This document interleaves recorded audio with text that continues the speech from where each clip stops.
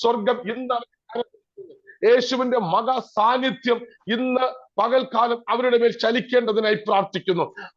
ഇന്ന് വരെ കാണാത്ത, ഇന്ന് വരെ ദർശിക്കാത്ത, ഇന്ന് വരെ അനുഭവിക്കാത്ത ചില ദൈവത്തിന്റെ നിയോഗങ്ങൾ ഇവരുടെ ജീവിതങ്ങളിലേക്ക്, തലമുറകളിലേക്ക്, ശുശ്രൂഷകളിലേക്ക് വരേണ്ടതിനായി പ്രാർത്ഥിക്കുന്നു.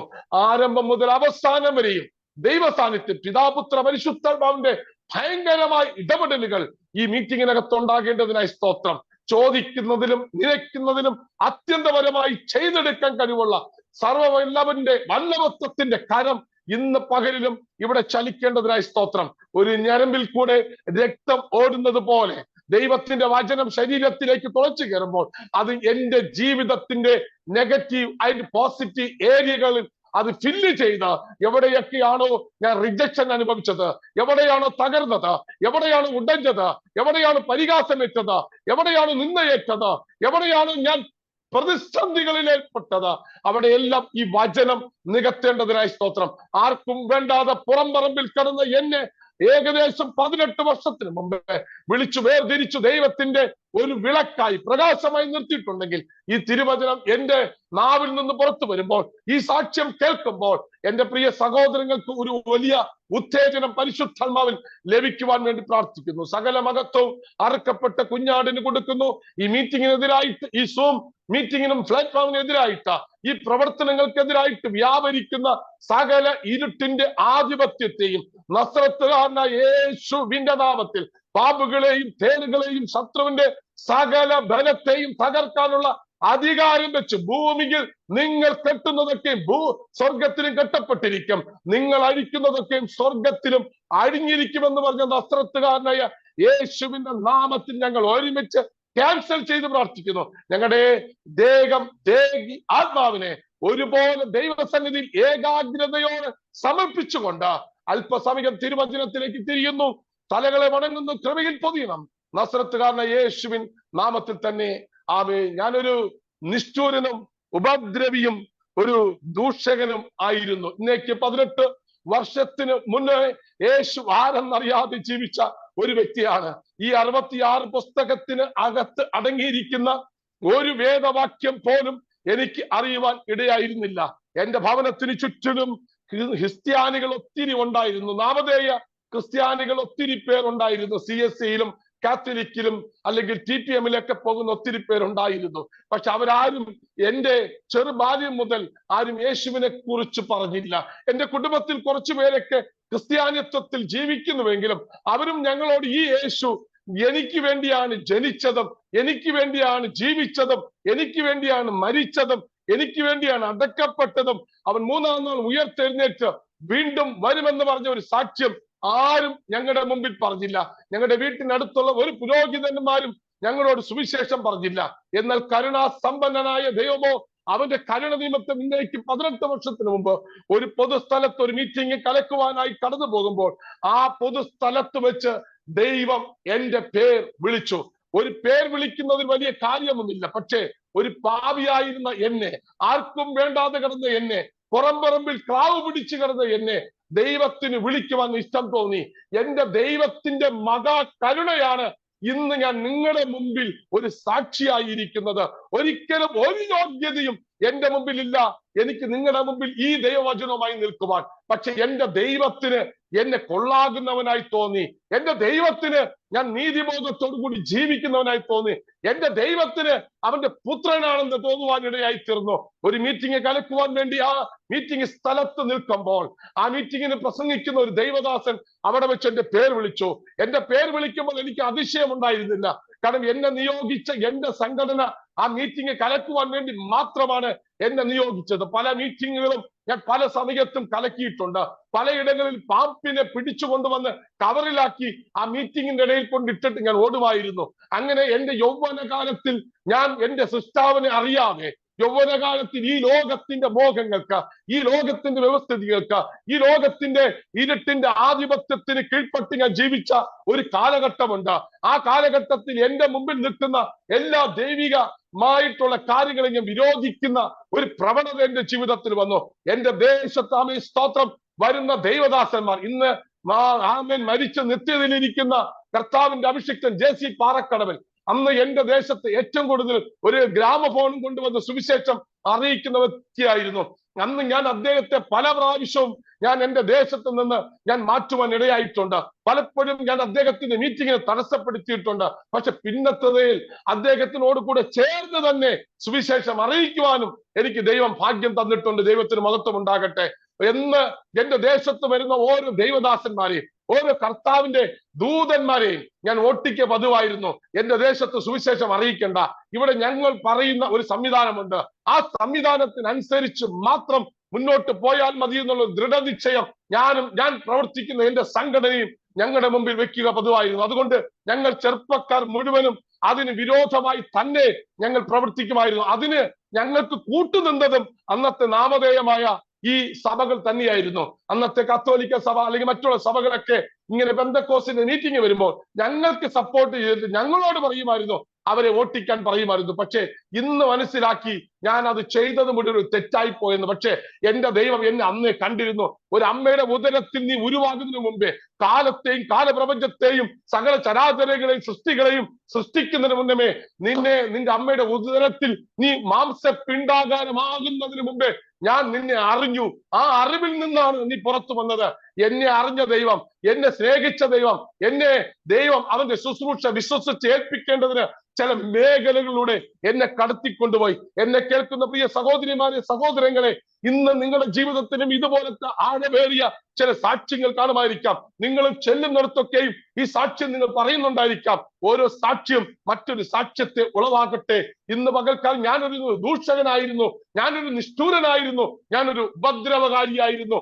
ദമസ്കോസിന്റെ പടിവാതിക്കൽ വെച്ച് ചുറ്റിമിന്നിയ ഒരു വെളിച്ചത്തിന്റെ നടുവിൽ പൗലോസ് എന്ന ശവൻ നിൽക്കുമ്പോൾ നീ ആരാകുന്നു എന്ന് ചോദിക്കുമ്പോൾ നീ ഉപദ്രവിക്കുന്ന യേശു ആകുന്നു എന്ന് ഒരു ശബ്ദം അതാ ശൗലിന്റെ ഇടതു ചെവിയിൽ കേൾക്കാൻ തുടങ്ങി, അവന്റെ കർണപടത്തിൽ കേൾക്കാൻ തുടങ്ങി. കാരണം കഴിഞ്ഞ അധ്യായത്തിനകത്ത് ദേഫാനോസിന്റെ രക്തത്തിന്റെ അങ്കി പിടിച്ചുകൊണ്ട് ദമസ്കോസിന്റെ പടിവാതിക്കലേക്ക് അവൻ കാലെടുത്ത് വെക്കുമ്പോൾ റോമാ ഗവൺമെന്റിന്റെ അധികാരപത്രം വാങ്ങി സഭയെ മുടിപ്പിക്കുവാൻ വേണ്ടി, ദൈവദാസന്മാർ നിഷ്ഠൂരമായി കൊല്ലുവാൻ വേണ്ടി, സുവിശേഷത്തിന്റെ വിരോധമായി ഗമാലിയന്റെ കീഴിൽ നിന്ന് 5 പഞ്ചഗ്രന്ഥങ്ങൾ ഒരുമിച്ച് വായിച്ച് പഠിച്ച് അതിനെക്കുറിച്ച് വ്യക്തമായി ന്യായപ്രമാണത്തിന്റെ സകലതും അരച്ചു കലക്കി കുടിച്ച് റോമാ ഗവൺമെന്റിന്റെ അധികാരപത്രം വാങ്ങി സഭയെ മുടിപ്പിക്കാൻ ഇറങ്ങി ഇതാ ശൗൽ ദമസ്കോസിന്റെ പടിവാതിക്കൽ കിടക്കുന്നു. ഓരോ വ്യക്തിക്കും ഒരു സാഹചര്യമുണ്ട്, ഓരോ സർക്കംസ്റ്റാൻസസ് ഉണ്ട്. അതിന്റെ നടുവിൽ വെച്ച് ദൈവം അവനെ കൃത്യമായി പിടിച്ചിരിക്കും. ചിലതിനെ ചൂണ്ടയിൽ പിടിക്കും, ചിലതിനെ വലയിൽ പിടിക്കും, വലയിൽ കിട്ടാത്തതിനെ ചൂണ്ടയിൽ പിടിക്കും. എന്നെ ദൈവം ചൂണ്ടയിലാ പിടിച്ചത്, വലയിലല്ല. എന്നെ പിടിച്ചത് ചൂണ്ടയിലാ. പലപ്പോഴും മീറ്റിംഗ് കലക്കുമ്പോൾ എനിക്കറിയത്തില്ല ഞാൻ ഈ തിരുവചനം എടുത്ത് സംസാരിക്കുമെന്ന്. ഈ തിരുവചനത്തിന് നിന്ന് ഞാൻ പല ദേശങ്ങൾ അനുഗ്രഹമാകുമെന്ന് ഞാൻ ഒരിക്കലും തീരുമാനിച്ചുറപ്പിച്ചതല്ല. പക്ഷേ എന്നെ വിളിച്ച ദൈവത്തിനറിയാം, നിന്നെ വിളിച്ച ദൈവത്തിനറിയാം. നീ പോകുന്ന പ്രതിസന്ധികളെ വ്യക്തമായി തിരിച്ചറിയുന്ന ഒരു ദൈവമുണ്ടെന്ന്. ഇന്ന് പകൽക്കാലം എന്നെ കേൾക്കുന്ന പ്രിയ സഹോദരങ്ങളെ, നിങ്ങളെ വിളിച്ച ദൈവത്തിന് നിങ്ങളെ ഉറപ്പിച്ച് നിർത്താൻ കഴിയും. നിങ്ങൾ ഏത് പ്രതിസന്ധിയിൽ പോയാലും, ഏത് പ്രതികൂലത്തിൽ വീണാലും, ഏത് വിധത്തിൽ നിങ്ങൾ മറഞ്ഞിരുന്നാലും നിങ്ങളെ പുറത്തു കൊണ്ടുവരുന്ന ഒരു അഭിഷേകം നിങ്ങളിൽ ദൈവം ഡെപ്പോസിറ്റ് ചെയ്തിട്ടാണ് നിങ്ങളെ വിളിച്ചു വേർതിരിച്ചിരിക്കുന്നത്. അവൻ ആർക്കും കടക്കാരനല്ല, അവൻ ആർക്കും കടക്കാരനല്ല, അവൻ ആർക്കും കടക്കാരനല്ല. എന്റെ ദൈവം വിശ്വസ്തനാണ്. അവൻ വാക്ക് മാറത്തില്ല, അവൻ വഴിയറിമ്പിൽ ഇട്ടേച്ചു പോകത്തില്ല. വിളിച്ച സ്ഥലത്തിൽ നിന്നും ലക്ഷ്യസ്ഥാനത്ത് കൊണ്ടെത്തിക്കാൻ എന്റെ ദൈവം ഇന്നും വിശ്വസ്തനായി തന്നെ ജീവിക്കുന്നു. ആ ദൈവത്തിലാണ് ഇന്ന് പകൽക്കാലം ഞാനും നിങ്ങളുമായിരിക്കുന്നത്. ആ യേശു കർത്താവിലാണ് എന്റെയും നിങ്ങളുടെയും പ്രത്യാശ. ഒരു സമർപ്പണവും ഒരു നല്ല ദൈവിക നിയോഗവും ഉണ്ടെങ്കിൽ നമുക്ക് ദൈവസന്നിധിയിൽ സ്വതന്ത്രമായിട്ട് തന്നെ നിന്ന് പ്രവർത്തിക്കുവാൻ കഴിയും. അങ്ങനെ ഓരോ ദൈവദാസന്മാരും എന്റെ ദേശത്തേക്ക് കടന്നു വരുമ്പോൾ അവരെ ഞാനും എന്റെ അനുജനും ഉപദ്രവിക്കുന്ന പതിവുണ്ടായിരുന്നു. പലരും ബൈബിളും കൊണ്ട് ഓടുന്ന സമയത്ത് അവർ പറയുന്ന ഒരു പദമുണ്ട്, നീ ഒരു ദിവസം ഈ ബൈബിൾ ഉയർത്തുമെന്ന്. നിങ്ങൾക്കറിയാമോ പ്രിയ സഹോദരങ്ങളെ, പല ബൈബിളുകളും വാങ്ങിച്ച് പരസ്യമായി അവിടെ വെച്ച് എന്റെ അജ്ഞാനകാലത്ത് ഈ തിരുവചനം വായിച്ചതുപോലെ എന്റെ അവിശ്വാസത്താൽ അറിയാതെ ഞാൻ ചെയ്തതാകൊണ്ട് ബൈബിൾ കത്തിക്കുന്നതൊന്നും വലിയൊരു കാര്യമല്ല. എന്റെ അജ്ഞാന കാലത്ത്, എന്റെ അവിശ്വാസ കാലത്ത്, എന്റെ ജീവിതത്തിന്റെ ഇരുട്ട് ബാധിച്ച കാലത്ത് എനിക്ക് തിരുവചനം എന്തെന്ന് അറിയത്തില്ല, ഈ തിരുവെഴുത്തുകൾ എന്തെന്ന് അറിയത്തില്ല, ഈ സത്യവേദ പുസ്തകത്തിന്റെ ആഴം, വണ്ണം, പൊക്കം, നീളം ഇവയൊന്നും അറിയാത്ത സമയത്ത്, ഇവർ കൊണ്ട് നടക്കുന്ന ഈ പുസ്തകത്തിന്റെ വാല്യൂ എന്തെന്നറിയാതെ ഞാൻ എന്ത് ചെയ്തു? ഈ പുസ്തകം പല പ്രാവശ്യം കത്തിക്കുവാൻ ഇടയായി തീർന്നിട്ടുണ്ട്. പല ദൈവദാസന്മാരും മീറ്റിംഗ് കഴിഞ്ഞ് കടന്നു വരുമ്പോൾ ഞങ്ങൾ യൗവനക്കാർ പലരും ഇതിനെ വാങ്ങി പാടത്തേക്ക് എറിയുന്ന അവസ്ഥ ഉണ്ടായിട്ടുണ്ട്. പലപ്പോഴും കത്തിച്ച അവസ്ഥ ഉണ്ടായിട്ടുണ്ട്. കാരണം ഞാൻ നിൽക്കുന്ന ആ സംഘടനയ്ക്കകത്ത് അങ്ങനത്തെ ഒരു സംവിധാനം ഉണ്ടായിരുന്നു, ബൈബിൾ കത്തിക്കുക എന്നുള്ളത്. അങ്ങനെ പല പ്രാവശ്യം ഞങ്ങൾ ചെയ്ത തെറ്റുകൾ സ്വർഗം കണ്ടിട്ട് ഞങ്ങളെ വേണമെങ്കിൽ ശിക്ഷിക്കാമായിരുന്നു. പക്ഷേ ദൈവത്തിന് ആവശ്യം പരാക്രമശാലികളെയാണ്, ബലഹീനരെ അല്ല ദൈവത്തിന് ആവശ്യം, ബലവാന്മാരെയാണ് ദൈവത്തിന് ആവശ്യം. ശക്തിയോട് ഭീരുത്വത്തിന്റെ ആത്മാവിനെ അല്ല ദൈവം നമ്മുടെ അകത്ത് പകർന്നിരിക്കുന്നത്, ശക്തിയുടെയും സുബോധത്തിന്റെയും ആത്മാവിനെയാണ് നിങ്ങളുടെ അകത്ത് പകർന്നിരിക്കുന്നത്. അതുകൊണ്ട് ദൈവത്തിന് ആവശ്യം ബലവാന്മാരാണ്. ബലവാന്മാർ മാത്രമേ ദൈവരാജ്യം കീഴടക്കത്തുള്ളൂ. അങ്ങനെ അന്നത്തെ കാലത്ത് ഞങ്ങൾ കത്തിച്ചപ്പോൾ, ഞാനും എന്റെ സഹോദരങ്ങളും അല്ലെങ്കിൽ അന്നത്തെ ഞങ്ങളുടെ സുഹൃത്തുക്കൾ ഒരുമിച്ച് കത്തിക്കുമ്പോൾ ഞങ്ങൾക്കറിയത്തില്ല അതിൽ നിന്നും എന്നെ വിളിച്ച് വേർതിരിക്കുമെന്ന്. അതുകൊണ്ട് ഞാൻ പ്രാർത്ഥിച്ചപ്പോൾ പറഞ്ഞൊരു പദം, കൂട്ടുകാരിൽ പരമായി ആനന്ദ തൈലം കൊണ്ട് ദൈവം എന്നെ അഭിഷേകം ചെയ്തു. കൂട്ടുകാരെ പോലെയല്ല, കൂട്ടുകാരിൽ പരമായി എന്റെ കൂടെ ഇരുന്ന് പ്രാർത്ഥിക്കുന്നവരെ പോലെ അല്ല എന്റെ അഭിഷേകം, എന്റെ കൂടെ വചനം കേൾക്കുന്നവരെ പോലെ അല്ല എന്റെ അഭിഷേകം. കേരളത്തിനകത്തും ഇന്ത്യക്കകത്തും ലോകത്തിനകത്തുള്ള മറ്റുള്ളവരുടെ മേൽ പകർന്നിരിക്കുന്നത് പോലെ അല്ല എന്റെ അഭിഷേകം. എന്റെ അഭിഷേകത്തിന് ഒരു വ്യത്യസ്തതയുണ്ട്, എന്റെ അഭിഷേകത്തിന് ഒരു മാറ്റമുണ്ട്, എന്റെ അഭിഷേകത്തിന് എന്റെ ദൈവത്തോളം വലിപ്പമുണ്ട്. അവന്റെ പുത്രനായ യേശുവിന്റെ നാമത്തിൽ ഇന്ന് പകൽക്കാലം എന്നെ അന്നേ കണ്ട ഒരു ദൈവമുണ്ട്, എന്നെ കണ്ട ഒരു ദൈവമുണ്ട്. നിന്റെ അമ്മയുടെ ഉദരത്തിൽ വെച്ച് ഞാൻ നിന്നെ കണ്ടുവെന്ന് ഇരമ്യ പ്രവാചകനോട് 1:5 പറയുന്നത് പോലെ എന്നെ ദൈവം കണ്ടു, എന്നെ ദൈവം അറിഞ്ഞു, ദൈവം എന്നെ സെലക്ട് ചെയ്തു. ആമേൻ. ഞാൻ ദൈവത്തിന്റെ തെരഞ്ഞെടുപ്പിന്റെ ഭാഗമാണ്. ഞാനും നിങ്ങൾ ദൈവത്തിന്റെ തെരഞ്ഞെടുപ്പിന്റെ ഭാഗമാണ്. You are A selection girl, you are A selection boy. നിങ്ങൾ ദൈവത്തിന് തിരഞ്ഞെടുക്കപ്പെട്ട ഒരു വ്യക്തിത്വമാണ്, നിങ്ങൾ ദൈവത്താൽ തിരഞ്ഞെടുക്കപ്പെട്ട ഒരു ജാതിയാണെന്ന് പറയുന്നത് പോലെ നിങ്ങളും ഞാനും ദൈവത്താൽ തിരഞ്ഞെടുക്കപ്പെട്ട ഒരു കൂട്ടമാണ്. പലരും പറഞ്ഞു ഹല്ലേലൂയ, ഞാൻ യേശുവിനെ അറിയാതെ ജീവിച്ചു, യേശുവാനെന്ന് അറിയാതെ ജീവിച്ചു, ഞാൻ പാപികൾ ഒന്നാമനായി ജീവിച്ചു. ആ ദേശത്ത് വരുന്ന സകല പേരും ഓടുമ്പോൾ ചിലപ്പോഴൊക്കെ ചള്ളക്കകത്ത് കാൽ വീഴുന്ന പലരുണ്ട്. ആ ചള്ളയിൽ നിന്ന് കാൽ ഊരുന്ന സമയത്ത് പറയും, ഞങ്ങളെ അടിക്കരുത്, ഞങ്ങളെ അടിക്കരുത്, ഞങ്ങൾ കാൽ ഊരി ഓടാൻ തയ്യാറാണ്.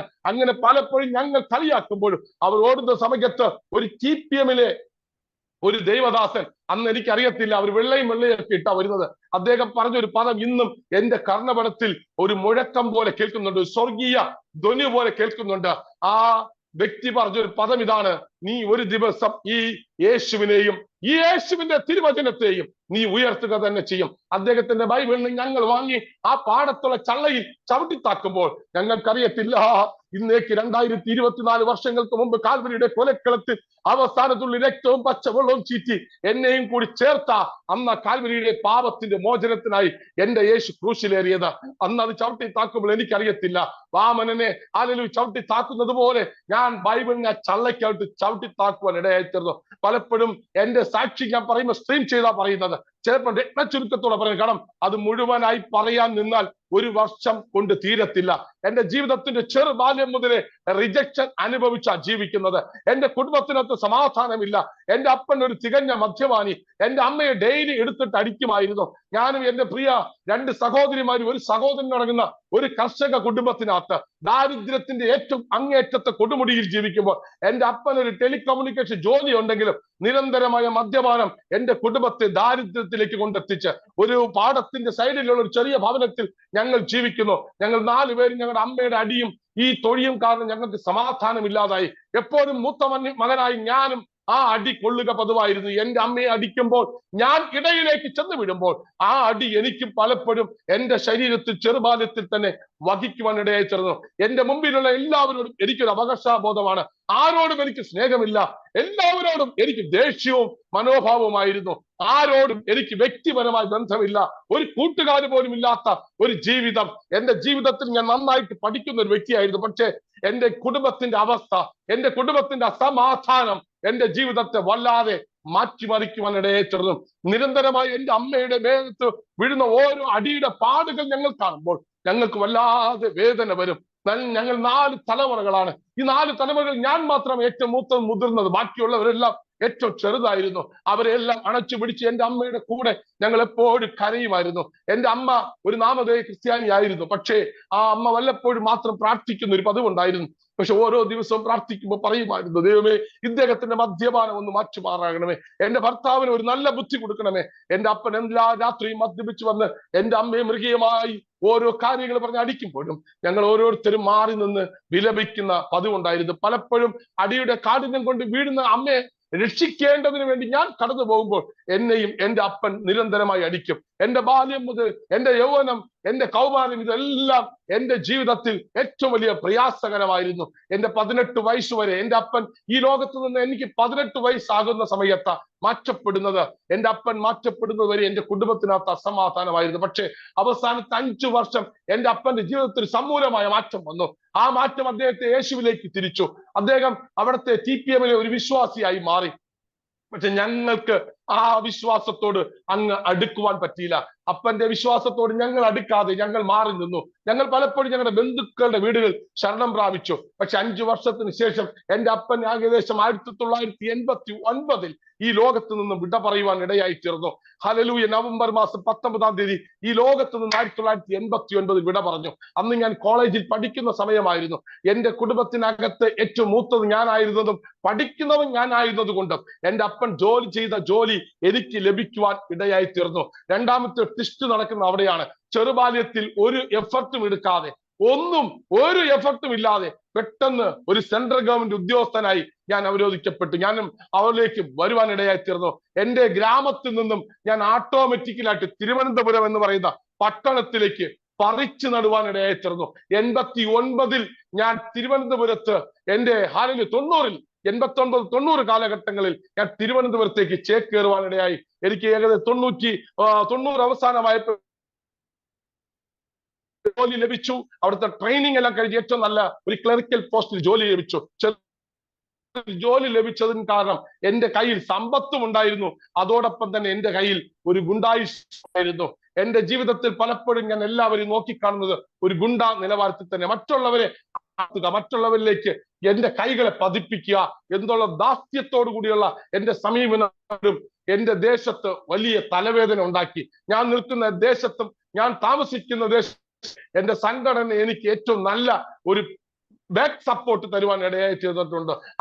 നിന്നത് കൊണ്ട് എനിക്ക് പലപ്പോഴും ആ ബാക്ക് സപ്പോർട്ട് ലഭിച്ചത് കൊണ്ടും ഞാൻ അതിയായി തുടങ്ങി. ആ നിഗളം എന്നെ കൊണ്ടെത്തിച്ചത് പലപ്പോഴും ബാറുകളിലായിരുന്നു. മദ്യപാനത്തിലും മയക്കുമരുന്നിലും കഞ്ചാവിനും അടിമപ്പെട്ട് തിരുവനന്തപുരം സിറ്റിക്കകത്ത് തന്നെ ഞാൻ കൂടുതൽ സമയവും ഇടയായി തീർന്നു. കുടുംബത്തെ നോക്കാതെ, കുടുംബത്തിനുള്ള കാര്യങ്ങൾ എണിക്കാതെ എന്റെ അമ്മ വീണ്ടും ദുഃഖിതയായി. ചെറുബാല്യത്തിൽ അപ്പന്റെ പീഡനം അനുഭവിച്ച അമ്മ വീണ്ടും ദുഃഖിക്കുവാൻ തുടങ്ങി. പക്ഷെ ആ ദുഃഖമെല്ലാം നിൽക്കും ദൈവം എന്നെ കണ്ടിരുന്നു. പല സമയത്തും പല ഇടങ്ങളിലും ദൈവദാസന്മാർക്കെതിരായിട്ട് പ്രവർത്തിക്കുവാൻ തീർന്നു. ഞാൻ ചുരുക്കമായി എന്റെ സമയമില്ലാത്തതുകൊണ്ട് ഞാൻ ചുരുക്കി പറയുന്നു. അതിനുശേഷം ഞാൻ എന്റെ ജീവിതത്തിൽ ദുർമാർഗങ്ങളിലൂടെ സഞ്ചരിച്ചു ജീവിച്ചു പോകുന്ന സമയത്താണ് ഞാൻ വിവാഹം കഴിക്കുന്നത്. 1996 ഞാൻ വിവാഹം കഴിച്ചു. അതിനുശേഷം 2 കുഞ്ഞുങ്ങളുണ്ടായി. എന്റെ ജീവിതത്തിൽ ഒരു മാറ്റവും ദൈവമില്ല എന്ന് തന്നെയാണ് ഞാൻ പ്രകടമാക്കിക്കൊണ്ട് ഞാൻ തിരുവനന്തപുരം പേരൂർക്കടയ്ക്കകത്ത് ഒരു ചെറിയ വെക്കുവാൻ ഇടയായി തീർന്നു. ആ ഭവനം വെക്കുന്ന സമയത്തും 3ാമത്തെ ടെസ്റ്റ് ഉണ്ടായി. കാരണം 3 ദിവസം 3 പകലും ശിവപൂജ ഏകദേശം 3 ലക്ഷത്തിലധികം രൂപയ്ക്ക് എന്റെ വീട്ടിന്റെ ഓരോ അകത്തും ചുടുകല്ലിട്ട്, മണലിട്ട്, തീയിട്ട്, ഹോമകുണ്ടമിട്ട് ഓരോ മുറിക്കകത്തും ഹോമകുണ്ടം നടത്തി 3 രാത്രി 3 പകലും ഞാനും എന്റെ ഭാര്യയും മക്കളും ഉറങ്ങാതെ രാത്രി 12 മണി മുതൽ വെളുപ്പിന് 6 മണി വരെ പൂജ ചെയ്യുമായിരുന്നു. 12 കലശങ്ങൾ എന്റെ വീട്ടിനകത്ത് മാത്രം കുടിച്ചിട്ടു. 40 കലശങ്ങൾ വീട്ടിന് ചുറ്റിലും കുടിച്ചിട്ട് പൂജകൾ ചെയ്ത് എന്റെ വീട്ടിനകത്ത് ഞാൻ പ്രവേശനം കുറിച്ചു. എന്റെ ഭവനത്തിൽ എന്റെ ബന്ധുക്കളായ പല ക്രിസ്ത്യാനികൾ വന്നിട്ടും ഒരാൾ പോലും ഒരു ഗ്ലാസ് വെള്ളം പോലും മാച്ചു കുടിക്കാതെ വളരെ വിഷമത്തോടെ ഇറങ്ങിപ്പോകുവാൻ ഇടയായി തീർന്നു.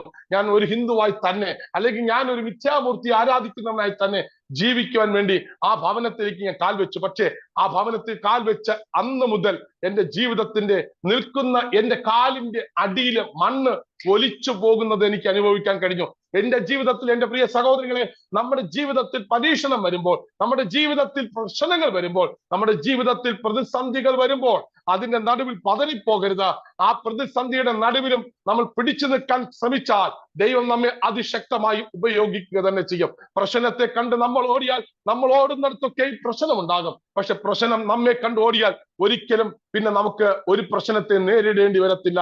ഇന്ന് പകലിൽ എന്നെ കേൾക്കുന്ന പ്രിയ സഹോദരങ്ങളെ, ഒറ്റ ശ്വാസത്തിൽ ഞാൻ ഈ സാക്ഷ്യം പറയുന്നതിന്റെ കാരണം സമയം എന്റെ മുമ്പിൽ വളരെ അതിക്രമിച്ചു കൊണ്ടിരിക്കുന്നത് കൊണ്ടാണ്. ഇനിയുള്ള 1, 2, 10, 15 മിനിറ്റ് മാത്രമേ നിങ്ങളുടെ മുമ്പിൽ എനിക്ക് നിൽക്കാൻ പറ്റൂ. അതിനിടയ്ക്ക് സാക്ഷ്യം പറയണം. അതോടൊപ്പം തന്നെ ഈ തിരുവചനത്തെ അല്പം നിങ്ങളോട് ഷെയർ ചെയ്യണമെന്ന് ഞാൻ ദൈവത്തിൽ ആശ്രയിക്കുന്നു. എന്റെ പ്രിയ സഹോദരങ്ങൾ എല്ലാവരും ശ്രദ്ധയോടെ കേൾക്കുന്നു എന്ന് ഞാൻ ദൈവനാമത്തിൽ വിശ്വസിക്കുന്നു. നിങ്ങൾ ആര് എവിടെയാണ് എനിക്ക് കാണാൻ പറ്റുന്നില്ലായിരിക്കാം, പക്ഷെ ദൈവത്തിന് നിങ്ങളെ കാണാം. ദൈവത്തിന് നിങ്ങളെ കാണാം. നിങ്ങളുടെ അവസ്ഥകൾ അറിയുന്നുണ്ട്, നിങ്ങളുടെ പ്രശ്നങ്ങൾ അറിയുന്നുണ്ട്, നിങ്ങളുടെ വിഷയങ്ങൾ അറിയുന്നുണ്ട്. നിങ്ങളുടെ വിഷയങ്ങൾ നിങ്ങളെക്കാൾ വലുതല്ല, യേശുവിനേക്കാൾ വലുതല്ല. നിങ്ങളുടെ മുമ്പിൽ ഇന്ന് വന്നിരിക്കുന്ന പ്രതിസന്ധിയും നിങ്ങളുടെ മുമ്പിൽ വന്നിരിക്കുന്ന വിഷയവും യേശുവിനേക്കാൾ വലുതല്ല. ഈ ലോകത്തിൽ ഇനി വരാൻ പോകുന്ന വിഷയങ്ങളും എന്തു വന്നാലും ഈ ലോകത്തിൽ ദൈവം നിന്നെ സൃഷ്ടിച്ചിട്ടുണ്ടെങ്കിൽ ഒരു പേപ്പട്ടിയെ കൊണ്ട് കടുപ്പിച്ച് കൊല്ലാനല്ല നിന്നെ വിളിച്ചിരിക്കുന്നത്. ഏതെങ്കിലും ആറ്റം ബോംബ് എറിഞ്ഞ് കൊല്ലാനല്ല നിന്നെ വിളിച്ചിരിക്കുന്നത്. ദൈവം നിന്നെ അഭിഷേകം ചെയ്തിരിക്കുന്നത് ദൈവത്തിന്റെ നാമത്തെ ഉയർത്തേണ്ടതിനാണ്. ഞാൻ ആ ദൈവത്തെ അറിയാതെ എന്റെ ഭാര്യയും മക്കളുമായിട്ട് ആ ദേശത്ത് ഞാൻ ജീവിക്കുന്നു. പലപ്പോഴും ഞാൻ എന്റെ സംഘടനയുമായി ബന്ധപ്പെട്ട് ഇതുപോലത്തെ സുവിശേഷത്തിന്റെ എതിരായിട്ട് പ്രവർത്തിക്കുന്ന മേഖലകളിൽ ഞാൻ കടന്നു പോകുന്ന പതിവായിരുന്നു. പലയിടങ്ങളിലും, പല ഗ്രാമങ്ങളിലും, ദേശങ്ങളിലും, പട്ടണങ്ങളിലും, അടുത്ത തമിഴ്നാട് ഏരിയകളിൽ പോലും പോയി പ്രശ്നമുണ്ടാക്കിയിട്ട് രാത്രി ജോലി ഉള്ളപ്പോൾ തന്നെ പ്രശ്നമുണ്ടാക്കിയിട്ട് ഞാൻ തിരിച്ചു വരുന്ന പതിവുണ്ടായിരുന്നു. അങ്ങനെ ഞാൻ എന്റെ ഭവനത്തിലായിരിക്കുമ്പോൾ എന്റെ ഭവനത്തിന്റെ കടഭാരങ്ങൾ ഒത്തിരി കൂടുവാൻ തുടങ്ങി. ഒരു വേസ്റ്റ് മൂടുന്നത് പോലെ, അല്ലെങ്കിൽ ഒരു ആവശ്യമില്ലാത്ത വസ്തുക്കൾ മൂടുന്നത് പോലെ എന്റെ തലയ്ക്ക് മുകളിൽ ഞാൻ വീട് വെച്ചതിന്റെ കടം കൂമ്പാരം കൂടുവാൻ തുടങ്ങി. എന്റെ ജീവിതത്തിൽ സമാധാനം ഇല്ലാതെയായി, ഉറക്കം ഇല്ലാതെയായി. നന്നായിട്ട് മദ്യപിച്ചാൽ പോലും ഉറക്കം കിട്ടുന്നില്ല.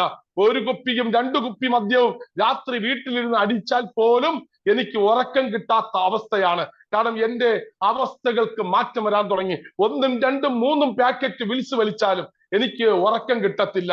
ഹല്ലേലൂയ.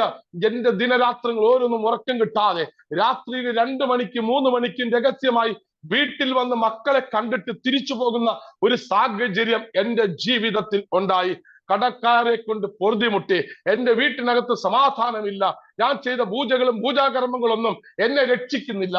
എന്റെ വീട്ടിൽ നന്മ വരുവാനും സമ്പത്ത് വരുവാനും എല്ലാ വിധത്തിലുള്ള ഐശ്വര്യങ്ങൾ ഉണ്ടാകേണ്ടതിന് വേണ്ടി ഞാൻ പണം ചെലവാക്കി ചെയ്ത് ഏകദേശം 50-52 കലശങ്ങൾ എന്റെ വസ്തുവിനകത്ത് കുഴിച്ചിട്ടിട്ട് ഒരു ദേവതകളും എന്റെ അടുക്കൽ വരുന്നില്ല. ഒരു ദേവതകളും എന്നെ ആശീർവദിക്കുന്നില്ല. ഞാൻ എവിടെയൊക്കെ പരാജയത്തിന്റെ കൈപ്പിന്നൂർ കുടിക്കുന്നുവെന്ന് മനസ്സിലായി. ഈ സാഹചര്യത്തിൽ ഞാൻ പലപ്പോഴായി കൈനോട്ടക്കാരുടെ അടുത്തും ജ്യോത്സ്യന്മാരുടെ അടുത്തും പോകുന്ന പതിവുണ്ടായിരുന്നു. എന്റെ നക്ഷത്രം പുണർദം എന്ന നക്ഷത്രം വെച്ച് ഞാൻ പലപ്പോഴും പലരോട് പറയുമായിരുന്നു, ഈ നക്ഷത്രത്തിൽ എന്തെങ്കിലും കുഴപ്പമുണ്ടോ, ഈ നക്ഷത്രത്തിന് എന്തെങ്കിലും പ്രശ്നമുണ്ടോ? എന്റെ നന്മകളെ തടുക്കുന്ന നിലവാരത്തിൽ അന്ന് ജ്യോത്സ്യന്മാരും ശുദ്രക്കാരും അതുപോലെ തന്നെ കൈനോട്ടക്കാരും എന്റെ പണത്തെ ഏറ്റവും കൂടുതൽ വാങ്ങിയിട്ട് അവർ പറയുന്ന വേദവാക്യങ്ങളെ ഏറ്റെടുത്തുകൊണ്ട് പൂജാകർമ്മങ്ങൾ പല ക്ഷേത്രങ്ങളിൽ ഞാൻ പോയി ചെയ്യുമായിരുന്നു. ഇതൊരു സൂം പ്ലാറ്റ്ഫോം ആയതുകൊണ്ടാണ്, പൊതുസ്ഥലമല്ലാത്തത് കൊണ്ടാണ് ഞാൻ കുറച്ചുകൂടി കയറി പറയുന്നത്. ദൈവത്തിന് മഹത്വം ഉണ്ടാകട്ടെ, ദൈവനാമം വാഴ്ത്തപ്പെടുമാറാകട്ടെ. പൂജാകർമ്മങ്ങളിൽ ഞാൻ ചെയ്യുമായിരുന്നു. ഓരോ ക്ഷേത്രങ്ങളിൽ ഞാൻ ചെന്ന് പൊങ്കാല ഇടുമായിരുന്നു. ഓരോ ക്ഷേത്രങ്ങളിൽ പാപപരിഹാരം വിധത്തിൽ ഞാൻ ഓരോ കാര്യങ്ങൾ ചെയ്യുമായിരുന്നു. സർപ്പക്കാവിൽ ചെന്ന് പാലെടുത്ത് കൊടുത്തിട്ട് സർപ്പത്തിന് നേദിക്കുമായിരുന്നു. ഓരോ ആഴ്ചകളും ഹനുമാൻ ക്ഷേത്രത്തിൽ പോകുമായിരുന്നു. ഞാൻ പോകാത്ത അമ്പലങ്ങളില്ല, ഞാൻ പോകാത്ത ക്ഷേത്രങ്ങളില്ല, ഞാൻ ആരാധിക്കാത്ത മിഥ്യാമൂർത്തികളില്ല. ഇന്ത്യയിലെ 29 സംസ്ഥാനത്തിനകത്തുള്ള സകല മിഥ്യാമൂർത്തികളുടെ അടുത്ത് ഞാൻ ഓടുവാൻ തുടങ്ങി. എന്റെ ജീവിതത്തിൽ ഒരു മാറ്റം വരണം, എനിക്ക് സമ്പന്നനാകണം, എനിക്ക് പണക്കാരനാവണം, ദേശത്ത് എനിക്ക് മാനിക്കപ്പെടുന്നതിനായി തീരണം എന്നുള്ളതൊക്കെ വ്യാകുലതകൾ കൊണ്ട് ഞാൻ ഓടുവാൻ തുടങ്ങി. എന്റെ കുടുംബത്തിനകത്ത് സമാധാനം ഇല്ലാതെ ഇരിക്കുമ്പോൾ തന്നെ ഞാൻ ഒരു വശത്ത് സമാധാനം കണ്ടെത്തുവാൻ വേണ്ടി ഓടുകയായിരുന്നു. പക്ഷെ ഒരിടത്തും സമാധാനം ഇല്ലെന്ന് ഞാൻ അറിഞ്ഞില്ല. എന്റെ തൊട്ടടുത്തുള്ള ഒരു വ്യക്തി പോലും എന്നോട് ആ സമയത്തും പറഞ്ഞില്ല, യേശു നിനക്ക് സമാധാനം വരുത്തുന്ന ദൈവമാണെന്ന് ആരും പറഞ്ഞില്ല. എന്നെ കേൾക്കുന്ന പ്രിയ സഹോദരങ്ങളെ, നമുക്ക് ഒരു ചാൻസ് കിട്ടിയാൽ, ഒരു സമയം, ഒരു സെക്കൻഡ് കിട്ടിയാൽ ആരോടെങ്കിലും സുവിശേഷം അറിയിക്കാനുള്ള ഒരു സാഹചര്യം നമ്മുടെ മുമ്പിൽ ഒത്തു വന്നാൽ അല്പസമയം കിട്ടിയാൽ പോലും, ബസ്സിനകത്താണെങ്കിലും റെയിൽവേ സ്റ്റേഷനകത്താണെങ്കിലും ഏതെങ്കിലും ഒരു വ്യക്തിയോട് അല്പസമയം കിട്ടിയാൽ അത് പാഴാക്കരുത്. കാരണം എന്നോട് ദൈവം അങ്ങനെ പറഞ്ഞ് ഞാൻ പറയിപ്പിച്ചിട്ടുണ്ട്. ഒരു സെക്കൻഡ് ഒക്കെ പറഞ്ഞവർ, ഒരു മിനിറ്റ് പറഞ്ഞവർ പോലും യേശുവിനെ സ്വന്തം രക്ഷിതാവായി സ്വീകരിച്ച അനുഭവങ്ങൾ എന്റെ ജീവിതത്തിലുണ്ട്. ഞാൻ ഓടിയ ഒരിടത്ത് പോലും മിഥ്യാമൂർത്തികൾ ആരാധിച്ച ഒരിടത്ത് പോലും എന്റെ ജീവിതത്തിന്റെ മാറ്റത്തിന് അവർക്ക് ചെയ്യുവാൻ കഴിയില്ല. ഞാൻ ഓരോ ദിനരാത്രി വീട്ടിൽ വരും, ഞാൻ മദ്യപിക്കും, എന്റെ ഭാര്യ എടുത്തിട്ട് അടിക്കും, എന്റെ മക്കൾ പേടിച്ച് അവർ കട്ടിനടിയിലേക്ക് ഒളിക്കും. എന്റെ ജീവിതത്തിൽ ഒരു സന്തോഷം കൊടുക്കാൻ കഴിഞ്ഞില്ല. എന്റെ ജീവിതത്തിൽ പല മേഖലയിൽ ഇരുട്ട് ബാധിച്ചു. എന്റെ ജീവിതത്തിൽ പല മേഖലയിൽ വലിയ വിഷയങ്ങൾ സംഭവിക്കുവാൻ ഇടയായി തീർന്നു. എന്റെ ഭവനത്തിന്റെ എല്ലാ അവസ്ഥകൾക്കും മാറ്റം വന്നു. കാരണം ചുറ്റിലുള്ള ആൾക്കാർ പലരും വീക്ഷിക്കാൻ തുടങ്ങി. രണ്ടുപേർക്ക് ജോലിയുണ്ട്, കുടുംബത്തിനകത്ത് സമാധാനമില്ല, വലിയ വീടാണ്, വീട്ടിനകത്ത് സമാധാനമില്ല. എത്ര വലിയ വീട്ടിൽ താമസിച്ചാലും അവിടെ സമാധാനമില്ലെങ്കിൽ അവിടെ ജീവിക്കാൻ പറ്റത്തില്ല. പക്ഷെ ചെറ്റക്കുടലിൽ പയറും കഞ്ഞിയും ഇച്ചിരി ചമ്മന്തിയായിട്ട് കഴിക്കുന്നുവെങ്കിൽ അവിടെ സമാധാനം ഉണ്ടെങ്കിൽ, യേശു ഉണ്ടെങ്കിൽ അത് സ്വർഗതുല്യമാണ്. എന്നെ കേൾക്കുന്ന പ്രിയ സഹോദരങ്ങളെ, കൊട്ടാരം പോലത്തെ വീട്ടിൽ താമസിക്കുന്നതിനല്ല കാര്യം. സമാധാനം അകത്തുണ്ടെങ്കിൽ അല്പം പഴം കഞ്ഞിയും അല്പം മുളകും കഴിച്ചാൽ അവിടെയാണ് യേശു ഇറങ്ങി നിൽക്കുന്നത്. ഞാൻ ഏതെങ്കിലും കുടുംബത്തിൽ ജനിച്ചത് കൊണ്ടോ ഏതെങ്കിലും സാഹചര്യത്തിൽ വളർന്നത് കൊണ്ടല്ല, ദൈവിക സമാധാനം എന്റെ കുടുംബത്തിൽ ഇല്ലായിരുന്നു. പിശാചിന്റെ ഒരു വലിയ പന്തടിക്കളമായിരുന്നു എന്റെ ഭവനം. പിശാചിന്റെ ഒരു ഗ്രൗണ്ട് ആയിരുന്നു എന്റെ വീടും ഞാനുമായിരുന്നത്. എന്റെ ജീവിതത്തിൽ വരാവുന്ന ആപത്തുകൾ, അനർത്ഥങ്ങൾ ഉണ്ടായിരുന്നു. ഈ സമയത്ത് പല സമയത്ത് ഞാൻ മരിക്കപ്പെടേണ്ടതായിരുന്നു. 4 ആക്സിഡന്റ് അടുപ്പിച്ച് എന്റെ ജീവിതത്തിൽ സംഭവിച്ചു. അവിടെ എല്ലാം എന്റെ കൈകളും കാലുകളും ഒക്കെ ഒടിഞ്ഞ സമയത്ത് ഒരിക്കൽ പോലും എന്നെ മരണത്തിന് ഏൽപ്പിക്കാതെ ദൈവം എന്നെ കാത്തു പരിപാലിച്ചു. എന്തെന്നറിയാമോ? വിളിച്ച ദൈവം വിശ്വസ്തനാണെന്ന് അവൻ അറിയാം. ഒരുവനെ വിളിച്ചിട്ടുണ്ടെങ്കിൽ, ഒരുത്തനെ നിശ്ചയിച്ചിട്ടുണ്ടെങ്കിൽ അവനെ ദൈവത്തിന് ഉപയോഗിക്കാൻ കഴിയും. പലരാലും നിന്ദിക്കപ്പെട്ടും അപഹസിക്കപ്പെട്ടും പരിഹസിക്കപ്പെട്ടും കിടന്ന എന്റെ ജീവിതത്തിന് ഒരു മാറ്റം ഉണ്ടാകുമോ എന്ന് ഞാൻ പേടിച്ചു. പല ദിനരാത്രങ്ങൾ ഞാൻ ചിന്തിച്ചു, ഇനി ഈ ലോകത്ത് ജീവിക്കുന്നതിൽ അർത്ഥമില്ല, മരിക്കാം എന്ന് വിചാരിച്ചു. ഒരു നല്ല ജീവിതം ഇനി എന്റെ ജീവിതത്തിൽ ഇല്ല. ഇനി ഒരു മുന്നോട്ടൊരു യാത്രയില്ല. ലക്ഷക്കണക്കിന് രൂപയുടെ കടം, വരുമാനമില്ല, ശമ്പളമാണെങ്കിൽ തുച്ഛമായ ശമ്പളം. ആ ശമ്പളം കൊണ്ട് ഒരിക്കലും കടം വീട്ടാൻ പറ്റത്തില്ല. എന്റെ ജീവിതത്തെ സമൂലമായി തീർക്കുവാൻ, എന്റെ ഭാര്യയ്ക്കും മക്കൾക്കും വിഷം കൊടുത്ത് മരിക്കുവാൻ ഒക്കെ ആഗ്രഹിച്ചു. അങ്ങനെ ഞാൻ വിഷം കൊടുത്ത് എന്റെ മക്കളെ കൊല്ലുവാനുള്ള എല്ലാ ശ്രമങ്ങളും നടത്തി. പക്ഷെ അതെല്ലാം പരാജയപ്പെടുവാൻ ഇടയായി തീർന്നു. അപ്പോഴും ഒരു വശത്തുകൂടി സുവിശേഷ വിരോധിയായി തന്നെ ഞാൻ നിലകൊള്ളുവാൻ ഇടയായി തീർന്നു. അങ്ങനെ എന്റെ ദേശത്ത് ഞാൻ വസ്തു വാങ്ങിച്ച് താമസിക്കുന്ന സ്ഥലത്ത് ഒരു മീറ്റിംഗ് വെക്കുവാൻ അവിടുത്തെ ദൈവദാസന്മാർക്ക് ഒരു നിയോഗമുണ്ടായി. ആ മീറ്റിംഗ് കലക്കുവാനാണ് എന്നെ സംഘടന നിയോഗിച്ചത്. പക്ഷെ അതെന്റെ ആദ്യത്തെയും അവസാനത്തെയും അവസ്ഥയായിരുന്നു എന്ന് ഞാൻ മനസ്സിലാക്കുന്നു. അതെന്റെ ആദ്യത്തെയും അവസാനത്തെയും ഒരു കലക്കമായിരുന്നു എന്ന്. കാരണം ദൈവം അവിടെ വെച്ച് എന്നെ വിളിക്കുമെന്നും പേർ വിളിക്കുമെന്നും എന്റെ ജീവിതത്തെ മാറ്റുമെന്ന് ഞാൻ അറിഞ്ഞില്ല. അനേകം പേർ ഈ കാലഘട്ടത്തിൽ പേർ വിളിക്കുന്നുണ്ട്. പക്ഷെ പേർ വിളിക്കുന്നത് എത്ര പേരുണ്ടെന്നുള്ളതല്ല വിഷയം. വിളിക്കപ്പെട്ടവർ അനേകരുണ്ടെങ്കിലും തിരഞ്ഞെടുക്കപ്പെട്ടവർ ചുരുക്കമത്രേ. വിളിക്കപ്പെട്ടവർ അനേകം ഈ കേരള സമൂഹത്തിലുണ്ട്, ഇന്ത്യൻ സമൂഹത്തിലുണ്ട്, ലോക സമൂഹത്തിലുണ്ട്. ദൈവം വിളിച്ച അനേകരുണ്ടെങ്കിലും തിരഞ്ഞെടുക്കപ്പെട്ടവർ ചുരുക്കമാണ്. ആ തിരഞ്ഞെടുക്കപ്പെട്ട ചുരുക്കത്തിൽ ഇന്ന് എന്നെ കേൾക്കുന്ന അപ്പർ റൂം പ്രേയർ റൂമിലെ എന്റെ സഹോദരങ്ങൾ ഉണ്ടായിരിക്കണം. വിളിക്കപ്പെട്ടവരുടെ കൂട്ടത്തിൽ ഞാനും നിങ്ങളും അകപ്പെട്ടു പോകരുത്. നമ്മളെ ദൈവം ചുരുക്കത്തിൽ, ആ തിരഞ്ഞെടുക്കപ്പെട്ട ചുരുക്കത്തിനകത്ത് ഞാനും നിങ്ങളും ഉണ്ടാകണമെന്ന് ദൈവം ആഗ്രഹിക്കുന്നു. ഇന്ന് പകൽക്കാലം എന്നെ ദൈവം ആ തിരഞ്ഞെടുക്കപ്പെട്ട ചുരുക്കത്തിൽ കണ്ടതുകൊണ്ടാ വിളിക്കപ്പെട്ടവരുടെ അനേകരുടെ കൂട്ടത്തിൽ എന്നെ കാണാത്തത്. 1000 കൂടുന്നവരുടെ കൂട്ടത്തിൽ ചിലപ്പോൾ എന്നെ കാണത്തില്ല, 10,000 കൂടുന്ന മീറ്റിംഗ് ചിലപ്പോൾ എന്നെ കാണത്തില്ല. കാരണം ഞാൻ തിരഞ്ഞെടുക്കപ്പെട്ട ചുരുക്കത്തിനകത്താ. ദൈവം ഒരിക്കലും ആർക്കും നന്നായിട്ട് പ്രത്യക്ഷപ്പെടുത്തില്ല. ദൈവം പ്രത്യക്ഷപ്പെട്ടാൽ ആ പ്രത്യക്ഷപ്പെടുന്നതിന്റെ പിറകിൽ ദൈവത്തിന് ഒരു പരമപ്രധാന ലക്ഷ്യമുണ്ട്. ഒരുവന്റെ മേൽ അഭിഷേകം വീണാൽ ആ വീണ അഭിഷേകത്തിന് അവനെ കണ്ടാൽ അറിയാൻ പറ്റും. നിന്റെ വിളിയാണ് നിന്റെ അഭിഷേകം, നിന്റെ വിളിയാണ് നിന്റെ അഭിഷേകം, നിന്റെ വിളിയാണ് നിന്റെ അഭിഷേകം. That's your calling, that's your anointing. അഭിഷേകം എന്തെന്ന് ചോദിച്ചാൽ എന്റെ വിളിയാണ് എന്റെ അഭിഷേകം. ഞാൻ പോകുന്നിടത്തൊക്കെയും ഈ അഭിഷേകം ചലിക്കും. ഞാൻ പോകുന്ന ഓരോ ഭവനങ്ങൾക്കകത്തും ഈ അഭിഷേകം ചലിക്കും. ദൈവമില്ല എന്ന് ഞാൻ പറഞ്ഞു ജീവിച്ച് ആ മീറ്റിങ്ങിനകത്ത് എന്റെ സംഘടന എന്നെ നിയോഗിച്ചു. ഇനി ഒരിക്കലും ഇതിനകത്ത് ഒരു മീറ്റിംഗ് നടത്താൻ പാടില്ലായിരുന്നു. പക്ഷേ അവിടെ നിന്ന് ആ അഭിഷിക്തൻ എന്നെ പേർ വിളിച്ചു. എന്റെ അപ്പന്റെ പേര് വിളിച്ചു. എന്റെ തമിഴ്നാട്ടിൽ ഞാൻ ജനിച്ചു വളർന്ന ഈറോഡ് പ്രദേശത്തെ വിളിച്ചു. അവിടെ നിന്ന് ഇവിടെ വന്ന് കുടിയേറി പാർക്കുന്നു. അവന്റെ അപ്പന്റെ പേര് ഇതാണ്, അമ്മയുടെ പേര് ഇതാണ്, അവന്റെ ജീവിത സാഹചര്യം ഇതാണ്. ആസ് ഇറ്റ് ഈസ് നൗ, എന്റെ അന്നത്തെ കാര്യം പോലും വ്യക്തതയോടുകൂടി വിളിച്ചു പറഞ്ഞപ്പോൾ ഞാൻ അലമുറയിട്ട് കരുവാൻ തുടങ്ങി. എന്നെ അവിടുത്തെ സംഘാടകരെല്ലാം പിടിച്ചു. അവരെല്ലാം ബലാത്കാരികളായതുകൊണ്ട് എന്നെ പിടിച്ച് ഞെരിച്ചു. എന്നെ 1-2 പേരെ എന്നെ അടിക്കുവാൻ ഇടയായി തീർന്നു. ആ ദേവദാസൻ അവരെ ശാസിക്കുവാൻ ഇടയായി തീർന്നു. നിങ്ങൾ എന്തിനായി മീറ്റിംഗ് വെച്ചത്? ആ പാപിയായ മനുഷ്യനെ രക്ഷയിലേക്ക് കൊണ്ടുവരേണ്ടതില്ലേ? പിന്നെ എന്തിനാ നിങ്ങൾ അടിച്ചത്? 40 പേര് എന്നെക്കാൾ ശക്തന്മാരായവർ എന്നെ പിടിച്ചു വെച്ചിരിക്കുന്നു. എനിക്ക് ബോധമില്ല. മതോമത്തനായി നിൽക്കുന്ന ആ സ്ഥലത്ത് വെച്ച് എന്റെ ഭാര്യ മക്കളും ഞാൻ അറിയാതെ ആ മീറ്റിംഗിലേക്ക് അവിടെ ഉണ്ടായിരുന്ന എന്റെ ഒരു സഹോദരൻ സണ്ണി എന്ന് പറയുന്ന എന്റെ വീട്ടിനടുത്തുള്ള ആള് എന്റെ ഭാര്യയും മക്കളും അദ്ദേഹത്തിന്റെ ഭാര്യയും കുടുംബവും വിളിച്ചുകൊണ്ട് പോയി. ഇതിനകത്ത് വന്ന് പ്രാർത്ഥിക്ക്, നിങ്ങളുടെ ഭർത്താവിന് ഒരു മാനസാന്തരം ദൈവം കൊടുക്കും, മാറ്റം കൊടുക്കും, ദൈവത്തെ അറിയും. എന്റെ ഭാര്യയും മക്കളും രഹസ്യമായി വന്ന് പ്രാർത്ഥന കേട്ടുകൊണ്ടിരിക്കുമ്പോൾ ഞാൻ അതിന്റെ നടുവിൽ നിൽക്കുമ്പോൾ എന്റെ 6 വയസ്സ് പ്രായമായ മകൻ ഓടി വന്ന് അച്ഛാ എന്ന് വിളിക്കുവാൻ ഇടയായി തീർന്നു. മകനെ എന്ന് ഞാൻ വിളിക്കുമ്പോൾ അർത്ഥപ്രാണനായി കിടക്കുന്ന അല്ലെങ്കിൽ മതോമത്തനായി നിൽക്കുന്ന എന്റെ മകനെ ഞാൻ ചേർത്ത് കെട്ടിപ്പിടിച്ചിട്ട്, മക്കളെ നീ എങ്ങനെ ഇവിടെ വന്നു എന്ന് ചോദിച്ചപ്പോൾ ആ സ്ഥലത്ത് വെച്ച് എന്റെ ഭാര്യയും എന്റെ മകളും എണീക്കാൻ തുടങ്ങി. എന്റെ ഭാര്യ പേടിച്ചുകൊണ്ട് എണീറ്റത്, കാരണം അവൾ എന്നോട് അനുവാദം ചോദിക്കാതെ മീറ്റിംഗിലേക്ക് കടന്നു വന്നത്. പക്ഷെ ആ മീറ്റിംഗ് എനിക്ക് വേണ്ടി ദൈവം സെലക്ട് ചെയ്ത് വെച്ചതാണെന്ന് ഞാൻ മനസ്സിലാക്കുന്നു. ഇന്ന് ഞാൻ അത് ആലോചിക്കുമ്പോൾ ആ മീറ്റിംഗ് എനിക്ക് വേണ്ടി മാത്രമാണ് ദൈവം ലക്ഷക്കണക്കിന് രൂപ കൊടുത്ത് ചെയ്തു എന്ന് ഞാൻ വിശ്വസിക്കുന്നു. ചിലരോട് ദൈവം സംസാരിക്കും, ചിലരോട് മനുഷ്യർ സാക്ഷ്യം പറയും, ചിലരോട് ദൈവം സാക്ഷ്യം പറയും. ഹല്ലേലൂയ. ചിലരെ ദൈവം വിളിക്കും, ചിലരെ മനുഷ്യരെ വിളിക്കും. എന്നെ ദൈവമാണ് വിളിച്ചത്. നിങ്ങളെ ഓരോരുത്തരും വിളിച്ചിരിക്കുന്നത് ദൈവമാണ്. പക്ഷെ മനുഷ്യരെ വിളിച്ചവരെ കണ്ടാൽ അറിയാൻ പറ്റും, ദൈവം വിളിച്ചവരെ കണ്ടാൽ അറിയാൻ പറ്റും. അവർ ഒരു പ്രതിസന്ധിയിലും തളർന്നു പോകത്തില്ല, ഒരു പ്രതികൂലത്തിലും തളർന്നു പോകത്തില്ല. എന്തൊക്കെ വിഷയം വന്നാലും, എന്തൊക്കെ അപവാദം വന്നാലും, എന്തൊക്കെ കുപ്രചരണം വന്നാലും അവർ പിടിച്ചു നിൽക്കും. കാരണം എന്നറിയാമോ? വിളിച്ച ദൈവത്തെ അവൻ അറിയാം, അവന്റെ അഭിഷേകത്തെ അവൻ അറിയാം, അവന്റെ വിളിയെക്കുറിച്ച് അവൻ അറിയാം, ആ വിളി എന്തിനാണെന്നുള്ളത് വ്യക്തമായിട്ട് അവൻ അറിയാം. അതുകൊണ്ട് എന്നെ കേൾക്കാൻ നിങ്ങൾ ക്ഷമയോട് കാത്തിരിക്കുന്നത്. എന്റെ പ്രിയ സഹോദരങ്ങൾ, ഇന്ന് പകൽക്കാലം ഞാൻ പറയട്ടെ, ആ മീറ്റിംഗിനകത്ത് വെച്ച് ആ ദേവദാസൻ സംസാരിച്ച ഒരു ദൈവവചനമുണ്ട്. ഹീബ്രു 13:8, യേശുക്രിസ്തു ഇന്നലെയും ഇന്നും എന്നേക്കും അനന്യം തന്നെ. ആ വചനം എന്നെയും എന്റെ കുടുംബത്തെയും സമൂലമായി മാറ്റം വരുത്തി. എന്റെ കുടുംബത്തിന്റെ അവസ്ഥകൾക്ക് മാറ്റമുണ്ടായി, എന്റെ കുടുംബത്തിൽ വലിയ മാറ്റമുണ്ടായി. ആ വെളിച്ചം എന്റെ കുടുംബത്തിനകത്ത് വീശുവാൻ തുടങ്ങി. ഞാൻ അന്ന് രാത്രി എന്റെ വീട്ടിൽ ചെല്ലുമ്പോൾ എന്റെ ഭാര്യ എന്നോട് പറഞ്ഞു, നിങ്ങളുടെ അകത്തൊരു ദൈവശക്തി ഇറങ്ങിയിട്ടുണ്ട്, നിങ്ങൾ ഈ യേശുവിനെ കൈവിടരുത്, ഈ യേശുവിനെ നിങ്ങൾ ഉപേക്ഷിക്കരുത്, നിങ്ങൾ എന്നെ അടിച്ചാലും ഉപദ്രവിച്ചാലും എന്ത് ചെയ്താലും ഈ യേശുവിനെ നിങ്ങൾ കൈവിടരുത്. പല ദിനരാത്രികൾ മദ്യപിച്ച് മതോമത്തനായി രാത്രി കിടക്കുമ്പോൾ എന്റെ ഭാര്യ ഒരു നാമധേയ കാത്തലിക് കുടുംബത്തിൽ ജനിച്ചു വളർന്നവളാണ്. അവൾ ആ ബൈബിൾ എടുത്ത് എന്റെ നെഞ്ചിൽ വെക്കും. യേശു, ഈ മനുഷ്യനെ ഒന്ന് തൊടണമേ, ഈ മുടിയനായ പുത്രനെ ഒന്ന് തൊടണമേ, ഇവനെ ഒന്ന് തൊട്ട് അനുഗ്രഹിക്കണമേ, ഇവൻ അനേകം പേർക്ക് ഒരു അനുഗ്രഹമായി തീരട്ടെ.